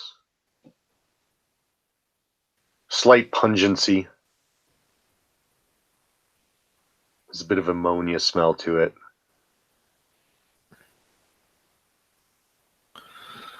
All right. So yeah, down we go. Does the bat thing come with us? Yeah, it's befriended. Okay. So, however long until something happens, I guess. Yeah, or we leave status. Or we leave the vicinity of its lair. Yeah. It definitely looks like a creature's not leaving its ecosystem. environment, immediate Okay. environment. Yep. The stairs go down for quite some time.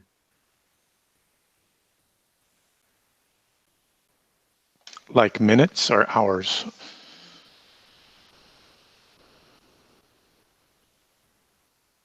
Almost an hour.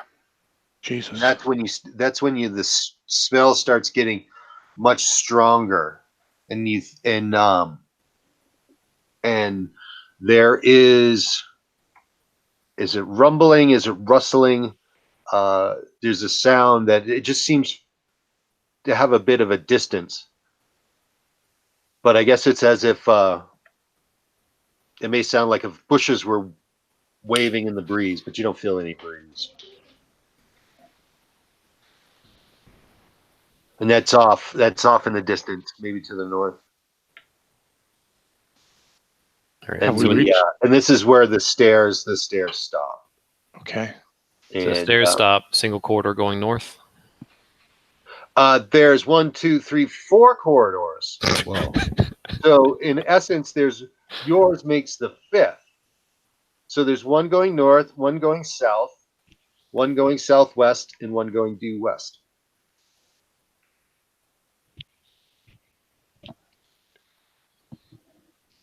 You can hear a squeal or a horrified shriek to the north every once in a while, and that same like rustling of brush in the wind. Okay, so we must be coming. The stairs exit down on the western part of this opening. Yeah, the stairs head west for an hour, down. Okay. Sharply. So they are to the east of all of these openings. One north, south. Oh boy. Okay. Yep. North, south, northwest, west. Paper first, then I'll put it on this thing somehow. All right. Yep. Yep. Okay. I guess there's a reason why this was blocked, even if the orbs are really light. I'm sorry. Go ahead. Say that again. I didn't get the whole thing, but I imagine I'm hearing some light being sent. No. There is a reason why this passage was blocked, even if the orbs or the rocks are like lightweight.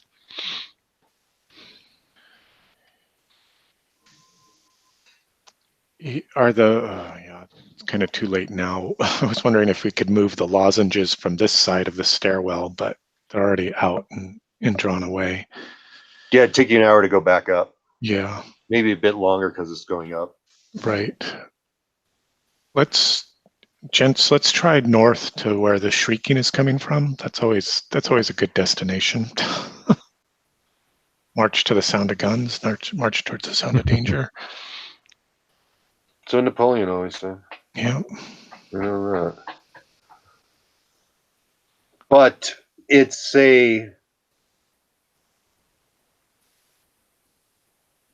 not more than 30 feet,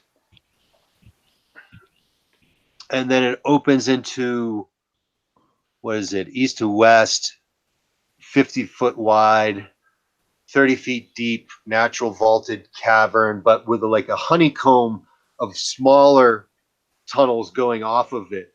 And immediately to your front, it looks like it's a rows of this pale cabbage, and it's growing all over the floor here. On the fringes of it is the purplish fungi, and there's these humanoid creatures with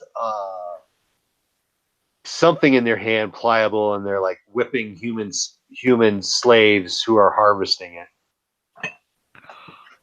Okay. Languidly, and there is some fluttering light from small rocks that are here or there on the ground. And every once in a while, one of these reptilian-like creatures is, beating one of the slaves ruthlessly. how many slave masters do we see out in the cavern? Is it one or two, or like?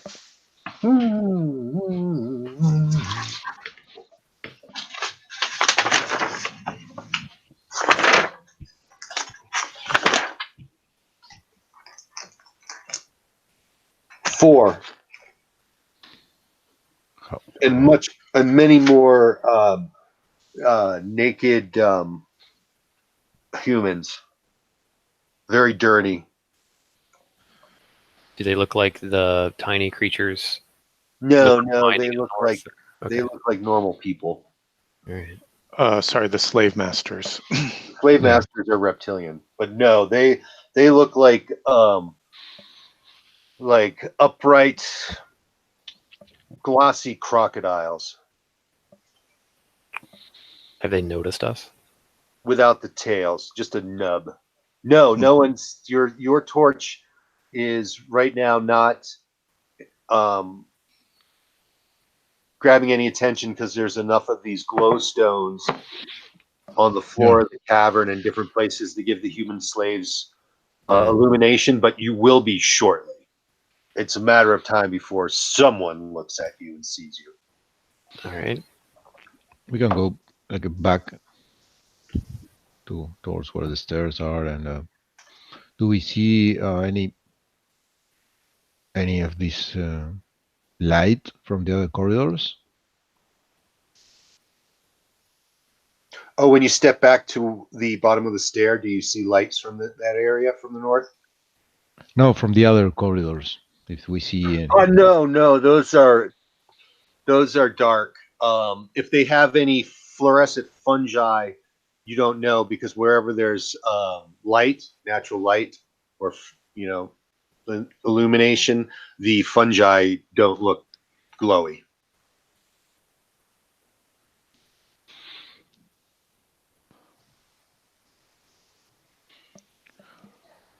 Okay, maybe they have these globes just for the humans, but they can.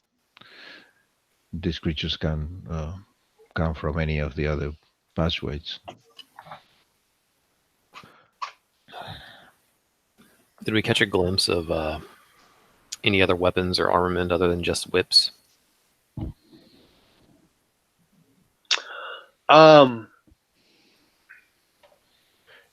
You would almost think it was a shepherd's crook, but it ends when it crooks. The crook actually looks more like the end of a fish hook. All right. And then there's some thorny spikes coming out of it. And that's what they use to prod and beat.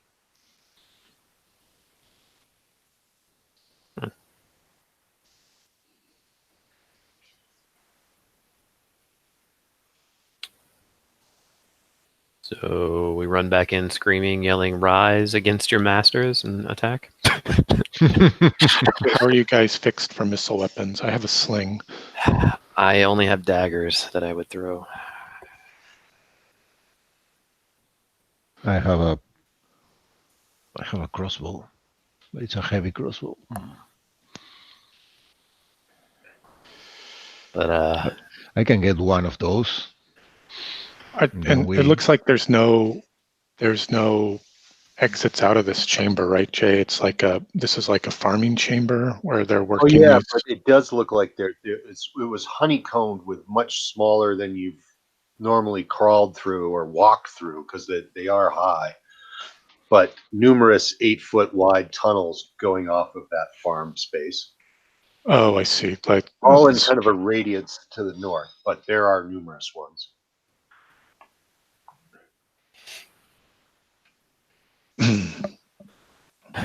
maybe save it and check the other tunnels.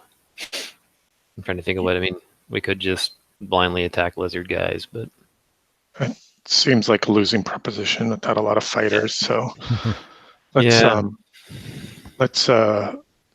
like your idea. Let's check some of the other tunnels. We know what's going on up here. Unless maybe some of your personal goals are becoming subterranean cabbage moguls. Or leading another, or leading another. You put it that way, it's really lame. What a lame thing I made. Or leading a revolt to the people, right? I mean, we're good at that. Yeah, that's true. That's true. That's in our wheelhouse. Okay, cool. Let's how about northeast? Okay. Okay. It extends northeast 60 feet, just a mere 20 feet northeast. It goes. There's a split that goes due north, and the passage that goes to the northeast seems to continue to the northeast and northwest. I think I said east. Yeah, my bad. Yes, northwest. We are going northwest. Yeah. It splits to the north. You see that? And then it bends to the west. All right. And there's actually 2 tunnels going northeast, spread about 40, 50 feet apart, coming out of this trunk, this cavern. You also notice that there's a lot of purple of this fungi and lichen, enough to give a hue that you can kind of see by, like you wouldn't have to necessarily have your torch lit. Let's use the natural light here, the caves. Just makes your faces look pale.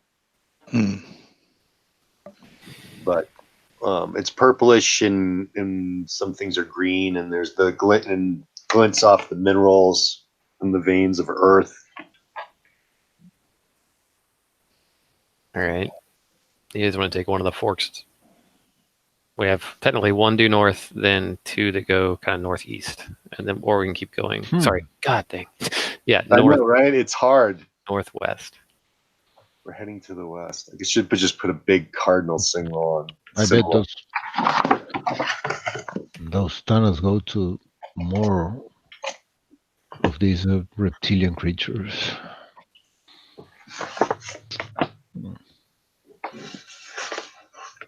Is the ground stone, Jay? Is it natural earth? What are we walking on? Yep.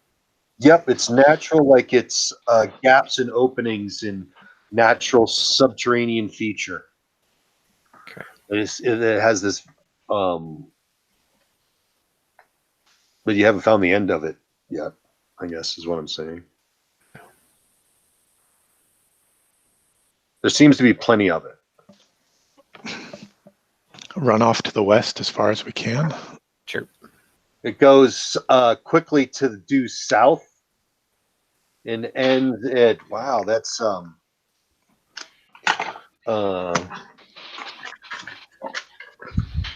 something man-made. It's 2 large valves, as we like to call them in the D&D world.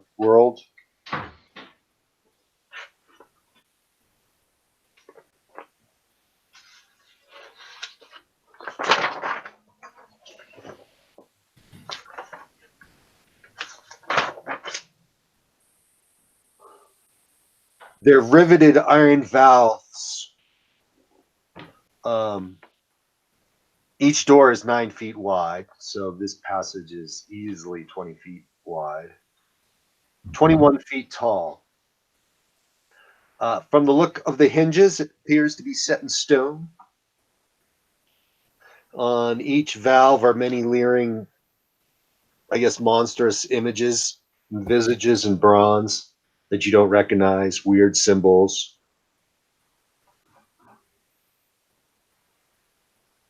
The usual dread ruins in an inscrutable language. The metal gates open outward.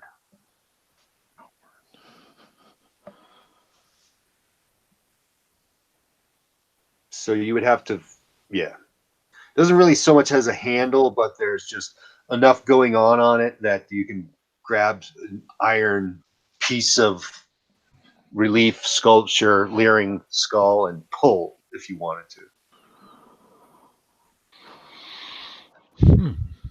The up above at the top, like the keystone, It almost looks a bit like the image you saw you have on your belt buckle. Yes. Yeah, that was going to ask that. And it and it doesn't have so much that it has. I mean, it's giving off light, but there's like a smoldering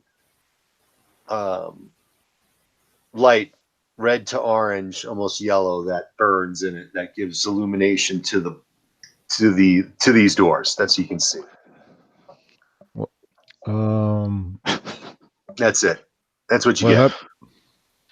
I'm I'm gonna done talking. I'm done grab talking. grab the buckle and like present it to the doors, or like press it. Repeat on, por favor. Is there a handle? Is that what you asked? Now grab the tarnished buckle and like put it near to the door, or press it to the door, or is there any No, place it nothing can happens. fit? Nothing happens. I got it. No, nothing happens.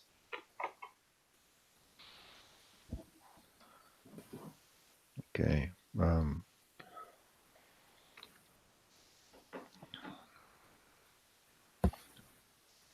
The you said they were kind of ornate, and maybe you said something serpentine. Like, does it represent like actual snakes, or is it like No, they're humanoids? monstrous forms Okay, of creatures, animals, or humanoids that you have never seen. got it. So it doesn't necessarily depict what the lizard men slave drivers were either. No, not at Okay. all. All right. I'm gonna like trace this relief on the doors, and Okay. like trying to find if there are any push mechanism, like in the eyes or in the nostrils or the mouth The of the doors creatures. come out towards you by the look of the hinges, Mm-hmm. and there are just plenty of things of the detail on the door itself made out of iron that it would be easy to grasp and pull towards you if that's what you're asking. Yeah. Okay. It opens quite easily, you think.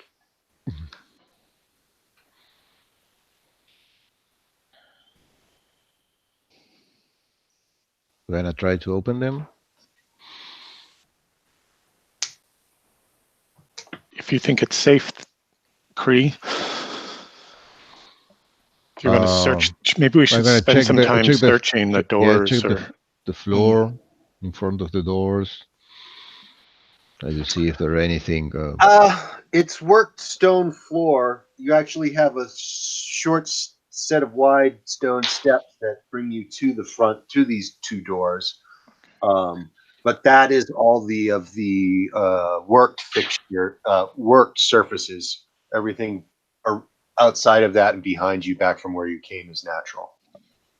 Okay, I check those steps. See if there are any. If they are like mortared together, or is there any seam between them? No, it's like they were carved straight up and polished flat. Oh, okay. Like carved out of it, like it wasn't stone set. It would have taken an enormous amount of effort to do that. Or the usual masses of slave labor, I guess. Mm-hmm. Back in those days. Those futuristic days. Back in those futuristic days. Okay. Dying earths and savagery.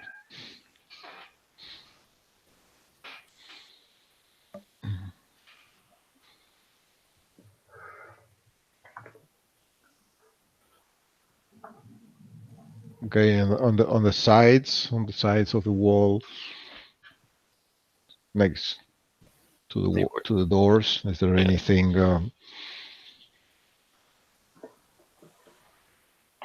amiss? Nope. Hinges too. Just hinges. Okay.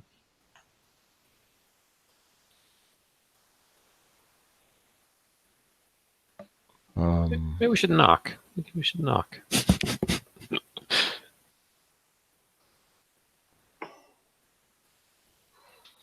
Has a solid metallic wrap. to it. Let's just Almost in song. grab the and open them. It's really bright on the other side. So bright that everyone's got to squint. Rourke only has to squint one eye. Wow. Shading my eye, looking between my fingers. So much so that you folks are blinded for just about a second, but it's quickly apparent to you that you are not in the same place in front of doors. You're actually in a 30 by 30 square cut natural stone room with 4 passages going off in the compass directions. Like we were teleported to a new area? Yep, you are in a different location than once you were. You were in a 20-foot wide natural cavern. And you pulled open those doors. It was really bright. It obscured vision. It was really bright. And now you're in a 30 by 30 subterranean room, and there's exits on each compass point. And the gates are nowhere to be seen. Correct. All right. And we don't see the stairs that we came in on because it's the only other passage we know of that looks like that. Oh, you wouldn't be able to see from where you were in front of the doors, but no, you don't see those stairs. Sorry, maybe so we open the doors and all of a sudden we find ourselves in an area with a corridor in each direction. Square, yes. Okay. Man-made wrought stone. That seemed to be facilitated by a blinding light that shone from the other side of the doors when you opened it. That spilled out into the hall, and it was pretty instant. Okay. And this place are the walls are plain, or they have any decoration, any? There's grooves. Like it's a common feature, I guess, in masonry. But why would it be down here? Would they call it like the sawn cut or grooved cut into the granite? But it's on all the walls, so this space has got some pretty geometric sides to it. But the tunnels leading out in each direction quickly go back to that natural, cracked open subterranean caverns that you've been traveling through up to this point. So at least that feels familiar. Yeah. Then you see purple lichen in the other, not in the room that you're in. That's like a square stone box with tunnels out of it. The purplish fungi giving it its illumination.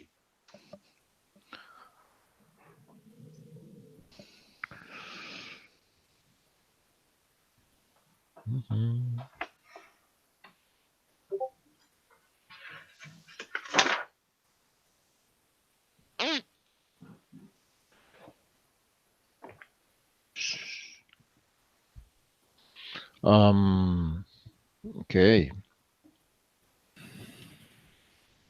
Any particular sound for any of the passages?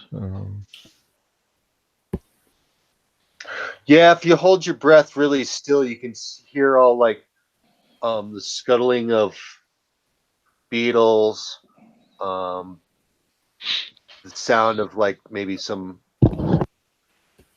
reptiles slithering across stone. No sound of rushing water. No.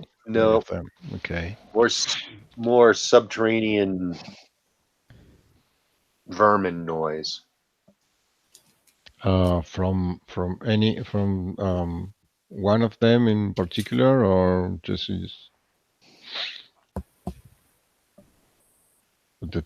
that sound of is from all of them.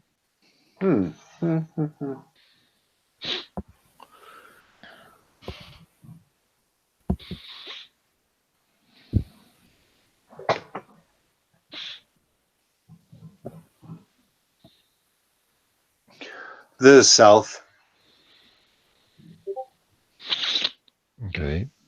Do we want to go north? We don't want to get near those beetles, I guess.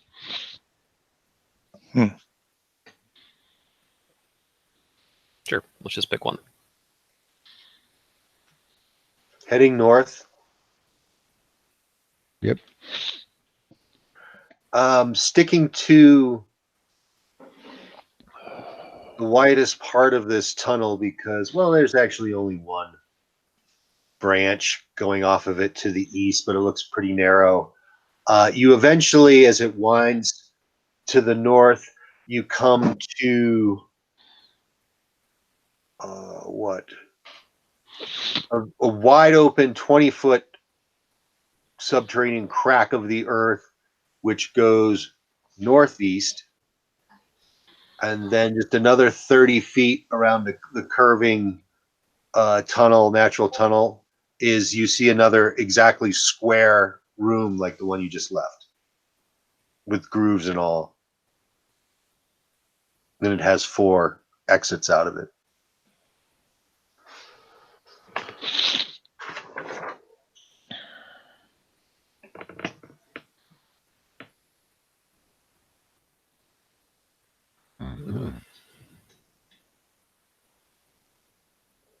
This way to what? The tunnel to the west in this squared off room. You can hear every once in a while some type of howling that can only be from one of those reptilian beasts you saw tending the sleighs.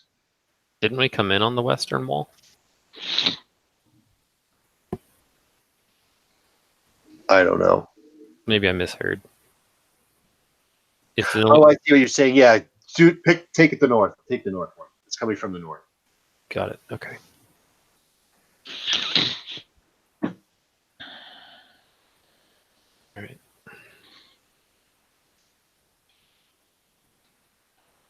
Echoing weirdly off the stalactite tunnels.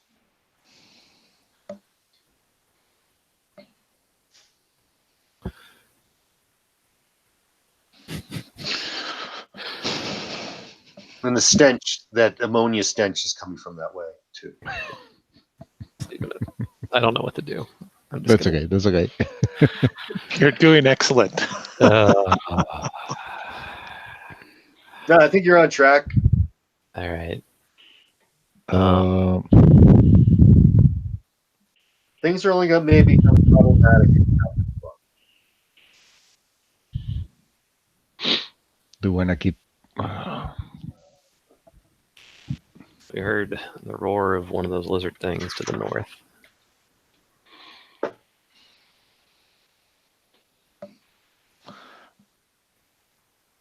And what's this branching passage to the west? And that, This one? sorry, the branching passage to the east. Yeah. Yeah, this was a very narrow passage to the east. That was. Let's go that way. Okay. Because that's going to fuck up your map. Yep. Why not? Which way are you heading east? So back down the corridor and then to the narrow passage to the east that we passed. Hoping it turns. You can hear. You don't have to put the step into it, the entranceway of this, and not go very far. When you hear buzzing and droning like of dragonfly wings.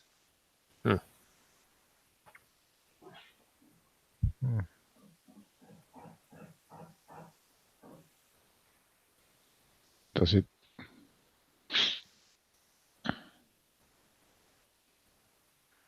So it could be some sort of insect layers, and we could proceed deeper into it, or I could just say nope and go back. Does your bat-like thing eat insects? Like anything we can do to like? It might. Is the bat still with us? The cave bat? Oh yeah. Because the bat was in the tunnel. Yeah, it's with you. It's with you. It gets seems to like a little agitated at first, and then it seems to be self-orientated itself, and now it's kind of flying angrily around you in reaction to the noise, the droning. Like it's hungry? Like it wants to go get it, or it like wants to get away? Yeah, it could be. Yeah. So say, I'll release it into the tunnel ahead of us to the east, gesturing, Yeah, it wants to see if you're coming. Yeah. Well, I'll follow. Then it rushes ahead. And then you hear some droning and some squealing and some screeching. I'll hurry down the passageway. Doesn't go very far, and this your bat-like creature is fighting or is it like a dog fight with.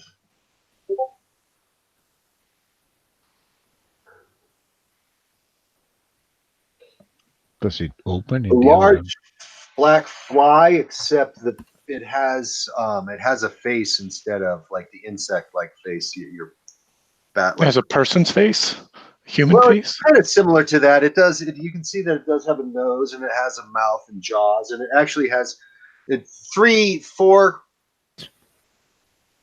claw-like hands, insect-like hands, and then it has regular insect legs, and its wings are buzzing really fast, and they're in an extreme death fight, and your bat-like creature comes out on top.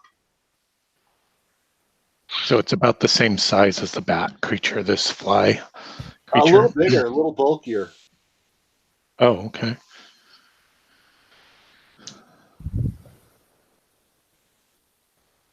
and does this passage just end where that creature was? Yeah, yep. There's a muddy vein of earth with a thick patch of grubs growing out of it. It looks like it was eating them. The insect was eating the grubs. Yeah. Okay. Grubs are typically insects. There's a fairly well gnawed corpse as well. Human corpse, or one of the small humanoids, or a reptile corpse, or something different?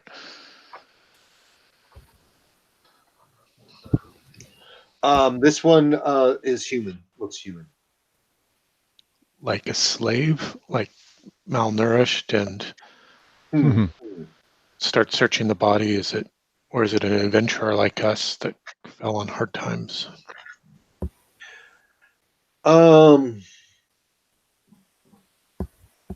It has what it's ripped off from it or fell off is 4 vials in a backpack. Huh. It's a bit torn, but there's also a scroll of parchment on a wooden rod, wrapped in 3 like ring metal bands to hold it tight.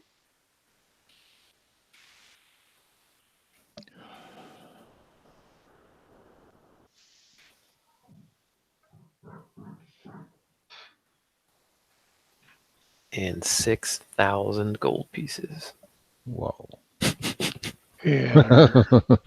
Now there's some more of those platinum stamped coins. Oh, with a spider. 203. Huh. Okay, let's see.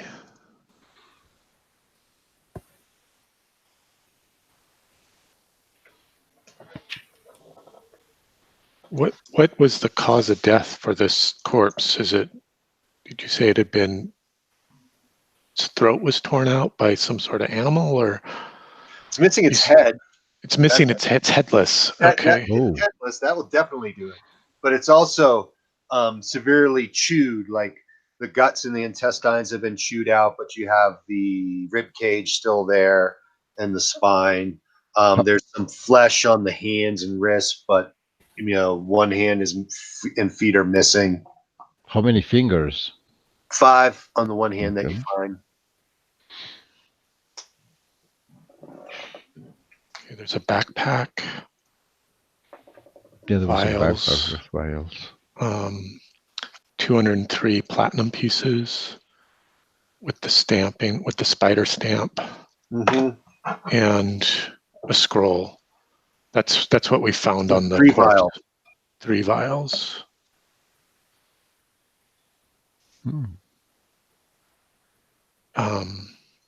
Rark's going to spread out the scroll. Sorry, does this space that we're in, does it look safe? I know there's these grubby creatures sort of crawling Yeah, they're around. just grubby creatures that look inoffensive. There's fungi, and it kind of dead ends back here. It quickly dead ends, but there's enough room for you all to stand around. Does it look like it's a lair area for like a lizard or a snake, like something would crawl in here and make its home and lay its eggs and raise its baby grubs, or is this? It may happen at some point, but right now it just seems to be. Does your bat is eating the insect? Yeah. Or eating the insect. Oh yeah. It's like doing that at your feet while you guys are spreading out and looking at this scroll. The scroll is obviously written in some type of incantation, prayer, or perhaps even recipes. But as a druid, you know that this paper, what's written on here, carries some of the symbols that you recognize as the ingredients of magic. There's some prominent, I guess, what you would consider universal known markings and symbols, and this writing includes that. But it looks like wizard's magic is I think what I'm reading here. No, you feel that it's just a little bit out of reach. Okay. There's some parts that you just can't read. If you knew more about it, maybe you could. Are the vials labeled or in some way? No, they're not labeled. Marked? The glass is brown too, but there's liquid in it. Okay. That one you definitely feel, druid, like good vibes. That is either a potent magic or some type of being beneficial. You get no, I guess, bad vibes off of it. Sure, and those vials, they're all similar. They contain a similar liquid. There are no variations amongst them. No. They feel as if they would have been blessed. Okay. Though which deity had, what the acolyte called upon to bless the fluid, you would not know. Okay. The missing hand has been chopped or like torn? No, it's just been devoured. Okay. Veridel, you're down on hit points. Do you want to try one of these vials? I've got 6 of 9. You're not too bad, I see. Okay. Yeah. After the healing. Yeah.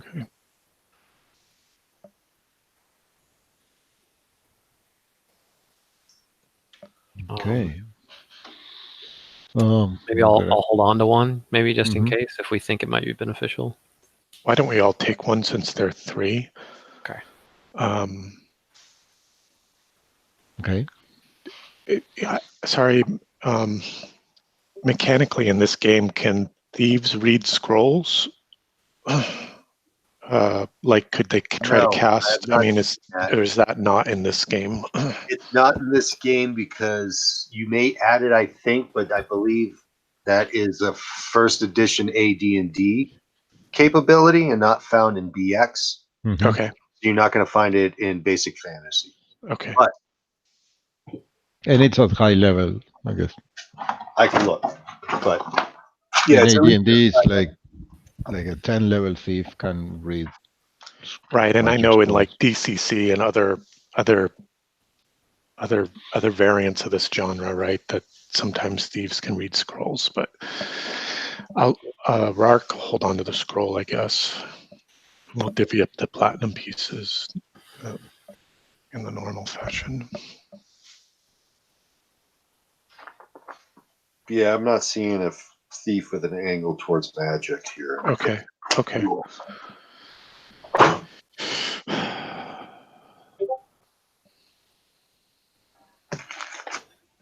think we more just need to try to get our bearings of.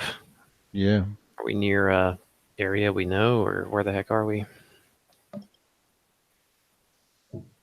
It doesn't feel like we're anywhere near anything we know. Yeah. I think it feels like we're lost. I mean, we know where we came from, the square room. We can choose a direction on every room and keep going the way. If we go north, we're gonna mess. Or we could try to double back up. south and see if that leads back to from the narrow passageway. We can proceed north to the next square room. cardinal room, and then try south and see if that double back to where we know. Yeah. That goes into just a 15 foot by 15 foot chamber. And there is a head in a clear, like crystal, and it seems to be floating in fluid, like the big natural crystal has fluid inside of it, and inside of it is a floating head. Oh. Preserved, but like pickled, like it's been in some type of alien formaldehyde. And there are no other exits to the room? No. Okay. Any clue that the head could belong to the body we just found? No way of telling. Okay. No way of telling. I say hello to the head. It does not respond. All right. It's like Richard Nixon's head of the Simpsons.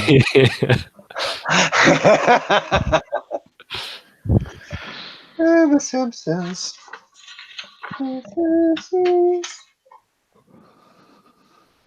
So it's floating in the crystal. Yeah, some type of liquid. But the liquid is trapped by the crystal. You can it just has a liquid look to it, but it can't really move. You couldn't even really move the crystal because it is embedded in the stone plinth that is. Oh, it's a stone plinth. Okay. And if we touch the thing and like the finger. It feels like hard crystal. And the head doesn't react in any way. No, it does not.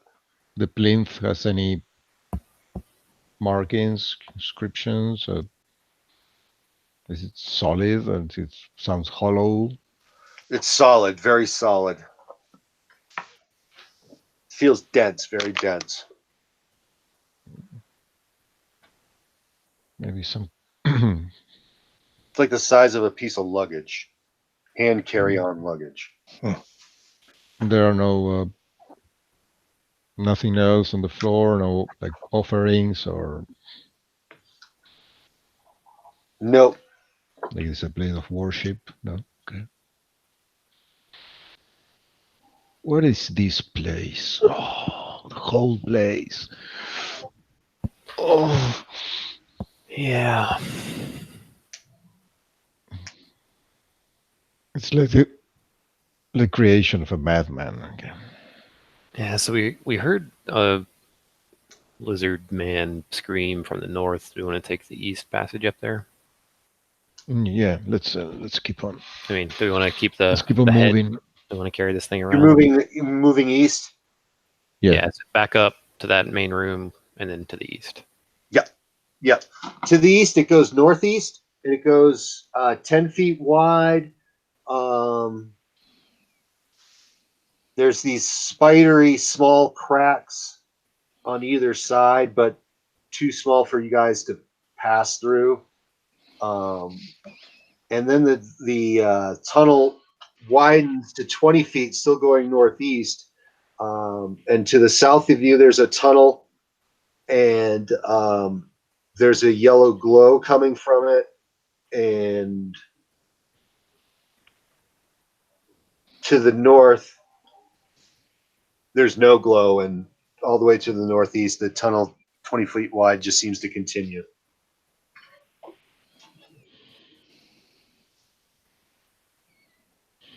Head south. Yeah, let's go south. Maybe it leads to those other corridors that were before the doors that led north. Maybe we are somewhere near that place. I don't know. Mm-hmm. South it is. South it is. You come to an irregular chamber. It has a growth of some unusual form of fungi, which is really green and orange. It's giving off a soft yellow light. It's reflected and possibly enhanced by many crystalline growths around the periphery of the floor. How big's the chamber? 30 feet wide by 30 feet deep with a lot of, it's not, that's like the basic square shape of it, but there's a lot of like cracks or dead ends that radiate off of it. But yes.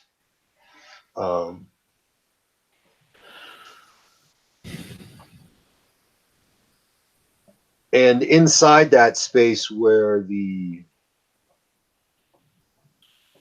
crystals are giving the fungi and lichen some more reflective surfaces. What?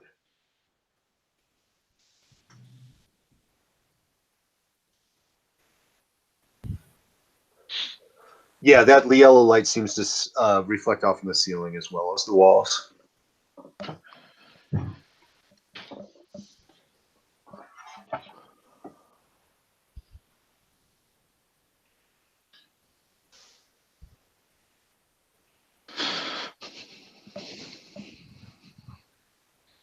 So it should search the chamber. Yep. Yeah.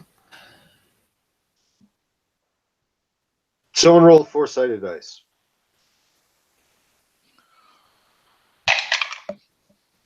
A 1.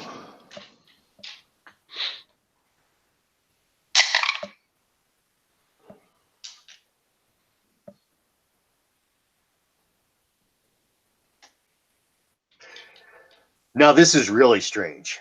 I thought this was weird already. Yeah. All right, lay it on us. You're outside. It's nighttime. There's a sharp crescent moon. It feels like a crisp cold of late fall. It's forested, and there's a dirt road going by you. So we were searching around the sky. we were searching around the chamber with the weird crystalline stuff and the yellowing glow. It was almost when you cross the threshold. It was almost like if you got hit in the back of the head with a hammer, all of you, and had a bright light. Like a blinding light, just like the one when we open the doors. Not so much. Not as powerful. So let's see, the moon, there's a crescent moon in the sky. Is it equivalent with the kind of lunar rotation that's been happening over the last few days from my druidic perspective? And are any of the stars in the sky, are they similar to what constellations would have been? No. Are the trees definitely foreign? Are the trees? The moon's the wrong size. It's much closer. And the trees are they regionally specific, or are we like in another? They look like fir trees. I mean, those fir trees are what the type of tree. Those type of fir trees were what we were seeing in the mountains when we were climbing up to kind of find the. No, they're definitely different, but they're not far off from just being, fir trees. All right. Wind whistling through the pines. We want to do a quick real-time check. Yep. I have a little bit left in me, but I probably need to go within this hour. Okay. I can go to the top of the hour, but not farther than that. Okay. And I'm okay too. Yeah, I'm okay. Okay, we're out. Yay! Yeah. Wherever this place is, it's better Well, than the then caves. you're kind of a little off, off balance by all this. You hear the whinny of a horse, and that's when you notice that in your presence is a horsed man or a woman or someone. He's mounted, cloaked, and he says, "Oh, it's just as it was prophesied. It's so great to have you here." Is the bat with us? The cave bat? No. All right. Rourke will step forward. Who are you, sir, and why are we here? Speak to him, but he's definitely got an accent. Yeah. Um, And where, and more importantly, where are Where we? is here?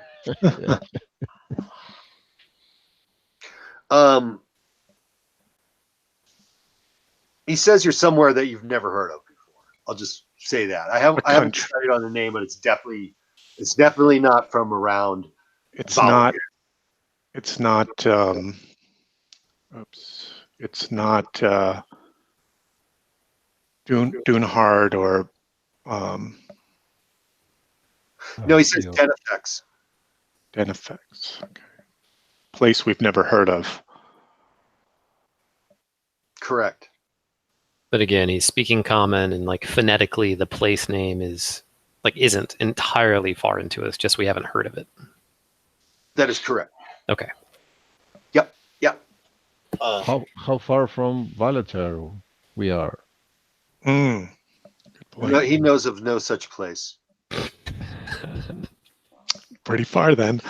You're in the realm of 1,000 towers. That's far enough. where the bustling city of Denefex holds sway with access to the god's eyes.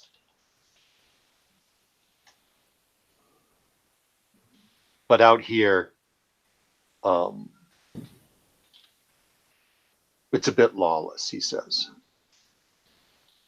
Where is the nearest city? Denefex is a good 3 days distanced from here. Okay. If you continue on this road, I'm sure you would eventually come to it. But that is not your chosen path. Besides, it's just a city of thieves. Sounds pretty nice to me. What's wrong with thieves?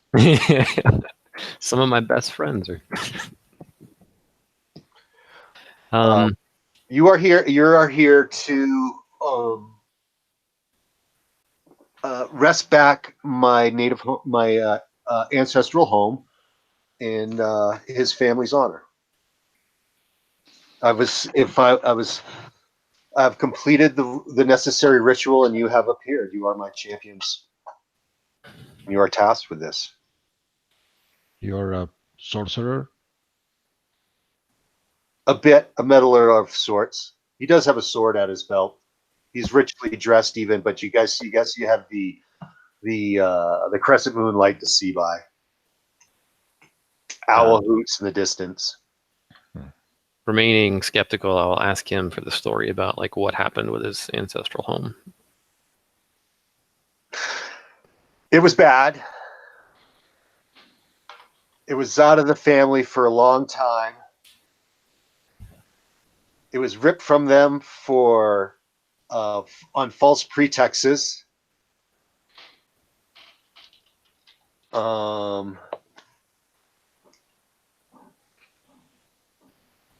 And it's lain, I guess, dormant and uncared for, and he wants to go now that he has claim and come into his age to throw out any remnants of the offending family that may still live there. He wants us to toss someone that's living in a home out of the home so he can go live there. Yes. And you must do it before the sun rises. Why would we do this? Because I've summoned you. I've called you to do this task. You do not feel any compulsion. You do not. Yeah. Are you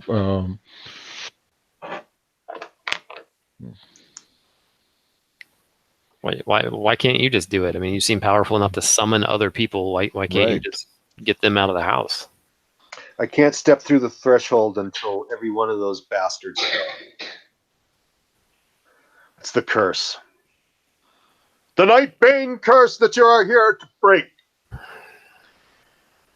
And what assistance or aid can you provide us, or are we just... Can you provide us with aid or assistance, or do you just expect us to go blindly into this place? I am sure, since he says his incantation is strong, that you would have arrived with the equipment that you would most need for your task, that you would be amply equipped. As in the fates decreed that you are the ones. It's a real Zen moment, like now. It's like a now thing. I check my equipment, and I have the same things that we have in the caverns. Yeah, you would. You have your stuff Okay. about your person. Okay. Should be an easy task then. We don't have much on us. Lead on, Macduff. Show us this home. So we're doing it. All right. I guess. I mean, there's a infrequently trodden horse path that he walks his horse down. He stays mounted. He's singing some type of, I don't know, lilting, haunting lullaby. And then after a short, steep rise and then back down again, the forest gives way, and there's a impressive squared keep on a rocky mound, close pressed by the forest around it, but it almost sits like in a bowl, a small, tight valley, almost bowl-like, and this square keep rises into the sky out of it, and it lays before you. What's the name of your family, sir? And Sulex.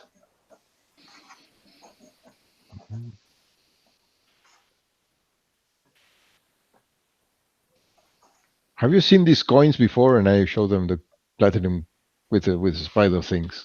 He gasps. He's visibly surprised or shaken, and he goes, "Where did you get that?" Oh, so you have seen this before. It is a sign that has not been seen for 1,000 years or more. Who they belong to? The Heratrix, a loathsome race that was riven from the earth and driven from the earth thousands of years ago. They were from this area? No longer. They were pervasive. They were the tyranny that stained. A reptilian folk?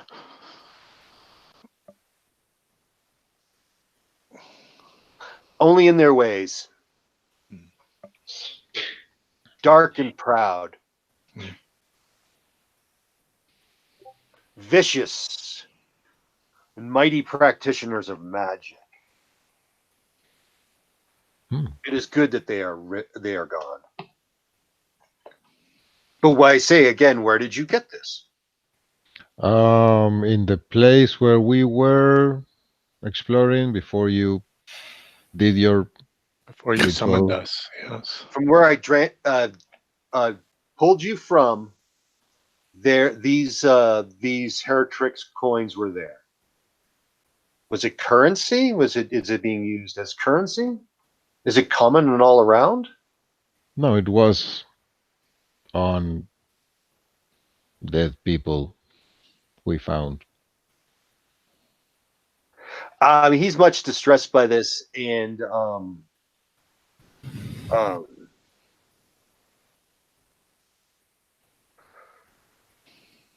he definitely wants to. He doesn't want the whole house secured. He wants you to go into the library and get several specific texts, books.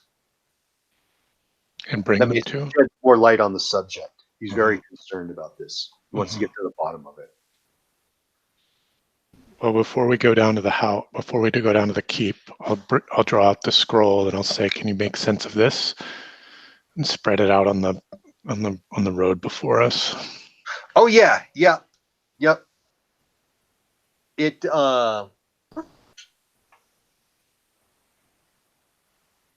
it is old. It is what he calls it, a natural formulaic arcane scripture, not in use much anymore. But he gives you instructions like, oh, and you look over here, and this is the cross with that, and he's recommending some square crystals that you can find easily about. And what are they? Long and short of it,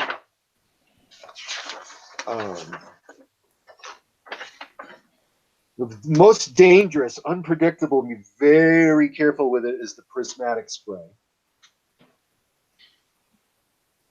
Oh. Is that Joachim's excellent prismatic spray? I've forgotten which.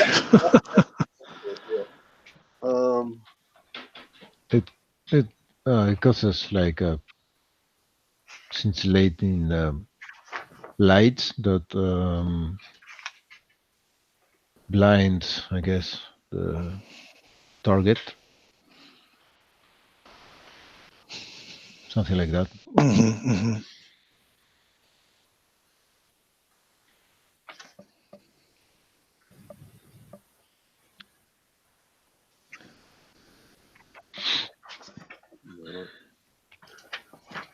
There's two other spells.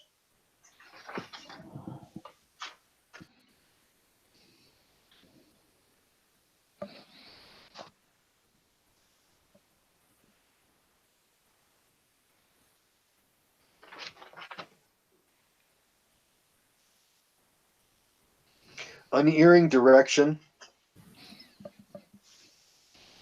by conversing with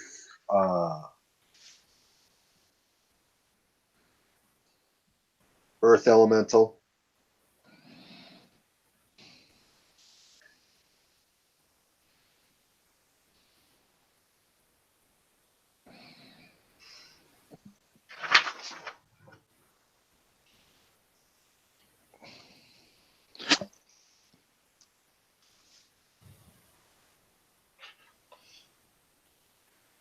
Oh, and he goes, "Oh, this is another. This one is a powerful one. It's a phasing and traveling spell. I would be very careful using that until you're quite familiar with the Well, mechanics." no fear here. These symbols are foreign to me. Well, he's explained them in such a way that you can make sense. I see. And there's a thread, I guess, of language, Earth Elemental language, that holds it together. Mm-hmm.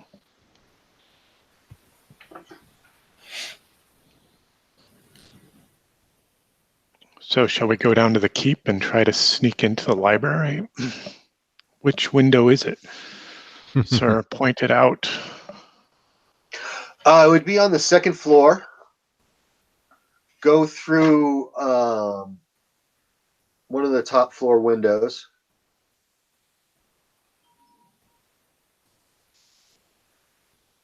It's got wooden shutters, but you'll have to break those open. And does this have to be done before sunrise tonight? No. Now he just wants the book immediately. To get to bottom, he feels like it seems like he feels compelled to take some urgent action surrounding the coins that you showed him, but he's not sure what to do, and he wants to look at these books. And who's occupying your manor now? They've been there for a long time. There's not many of them left alive, but there must be one or two of them still kicking, because I cannot enter the keep because I have tried. And that's when I summoned you, when my efforts had failed. Yeah, but who are they?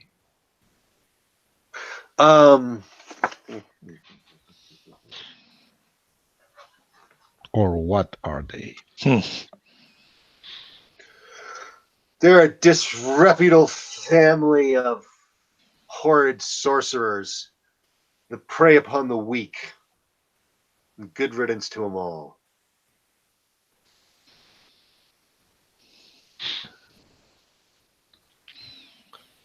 Well, yeah, I mean, I guess I'm just thinking, like, so Rark has exhausted his spell slots. I'm injured. Do we want to go just bust right into somewhere?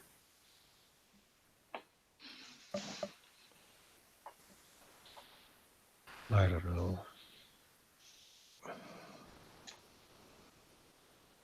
Tomorrow. We'll do it tomorrow. We'll do it tomorrow night. How about that, sir? Let's refresh ourselves. Tomorrow night, you say? I have your word. Yeah. Do you have can you provide a place to rest for us? With food, a good drink? I have traveled far. I have traveled far to come here, but I still may know a little bit about the land. And he steers his horse off into the woods. I mean, looks like he's heading in. He's got a destination in mind. Okay, let's follow him. And you come to cracked ruins near an overgrown graveyard, some pillars, and he goes, at least it's dry and has a roof.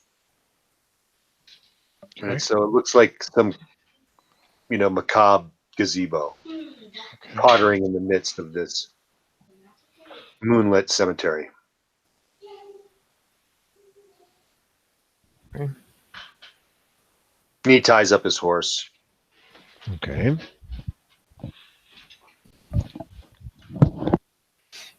He starts a fire.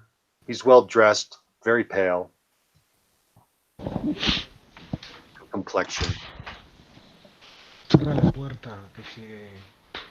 don't know if he knows how to use the sword at his belt, but it is high quality. It glints a bit. While we're making camp and resting our bones, maybe I can get him to tell us a little bit about when he was last here at his family estates and how he lost them to these sorcerers. He himself did not lose them personally. Mm-hmm. His ancestors did. I see. And he also went back to witness these events personally, and so he's sure of it that they have happened the way that he says it happened. And now that he has returned back to his time, he's going to rightfully take the property back. Like, it's something he found out about in his upbringing, that this was long taken ago. Sorcerous magic, I guess, has led him to this conclusion on after his investigations, and he wants to do it. Mhm.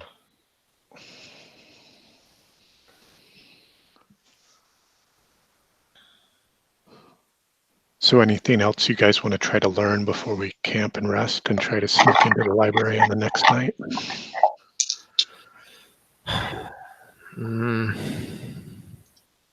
So what we know, there are probably some sorcerers in that house. Or sorceress creatures. I'm leaning a little more that way than men, but it's going to be. I think it's dangerous, whatever the case. And if we can sneak, it's better than the direct route. Mm-hmm. Yeah, I would think. But the two of you, Verdell and Cree, you're the ones that are comfortable moving by night and shadow and stealth. Yeah, I mean, I'm open to breaking in. Maybe we can find something valuable for ourselves too. Yeah, I would think that's the primary motivation at this point. Like, other than just like, what choice do we have? Because we keep on. So we know how to reach the library, right? We'd know which window. Yeah, he discusses the layout. When he traveled back, he believes somewhere around 5,500 years ago. So the layout should be mostly the same, though the place would be much more cluttered because his family does nothing to upkeep the proud heritage of its once storied halls.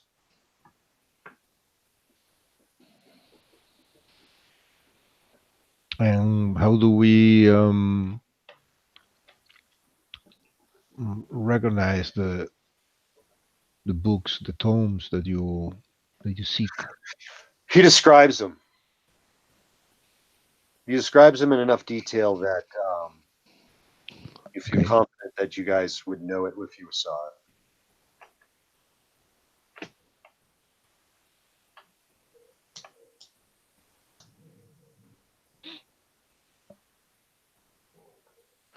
So wait for him to rest, attempt to assassinate. Is that what we're doing? I think so. Something along those lines. Burgle and assassinate. Burgle for sure to get the books, and then. I'm more meant this guy, but all right. Oh, I got you. You're murdering this guy. What made you reach this decision? All the people and things you've come across so far this session. Why does just impatience, Veridell's just impatient. I'm sorry, it's definitely having a slow burn. But he could be a valuable ally, I guess. Yeah, that's what I'm thinking. That we could lean on this guy as some patronage, and also just given like. I mean, he's he's powerful enough to did what he did. I mean, we don't want him on the wrong side. Right. Yeah. Also, from your world to his. We can't go back to the city, even if we knew how to get there. We were just wandering with our best lead. At least this is something. Yeah. The stranger's in a strange land. So do we will rest here, and then is this where we want to stop for the day? I think it's probably a good stopping point for me. Right. Very good, guys. Thanks for rejoining. And thank you. Hopefully I'll see you in 2 weeks. The event will be posted. If anything changes, you will be notified. Yeah, and I'll watch the Discord. Thanks for that. You got it. Thank you. All right, guys. Good to see you. Thank you, guys. Yep.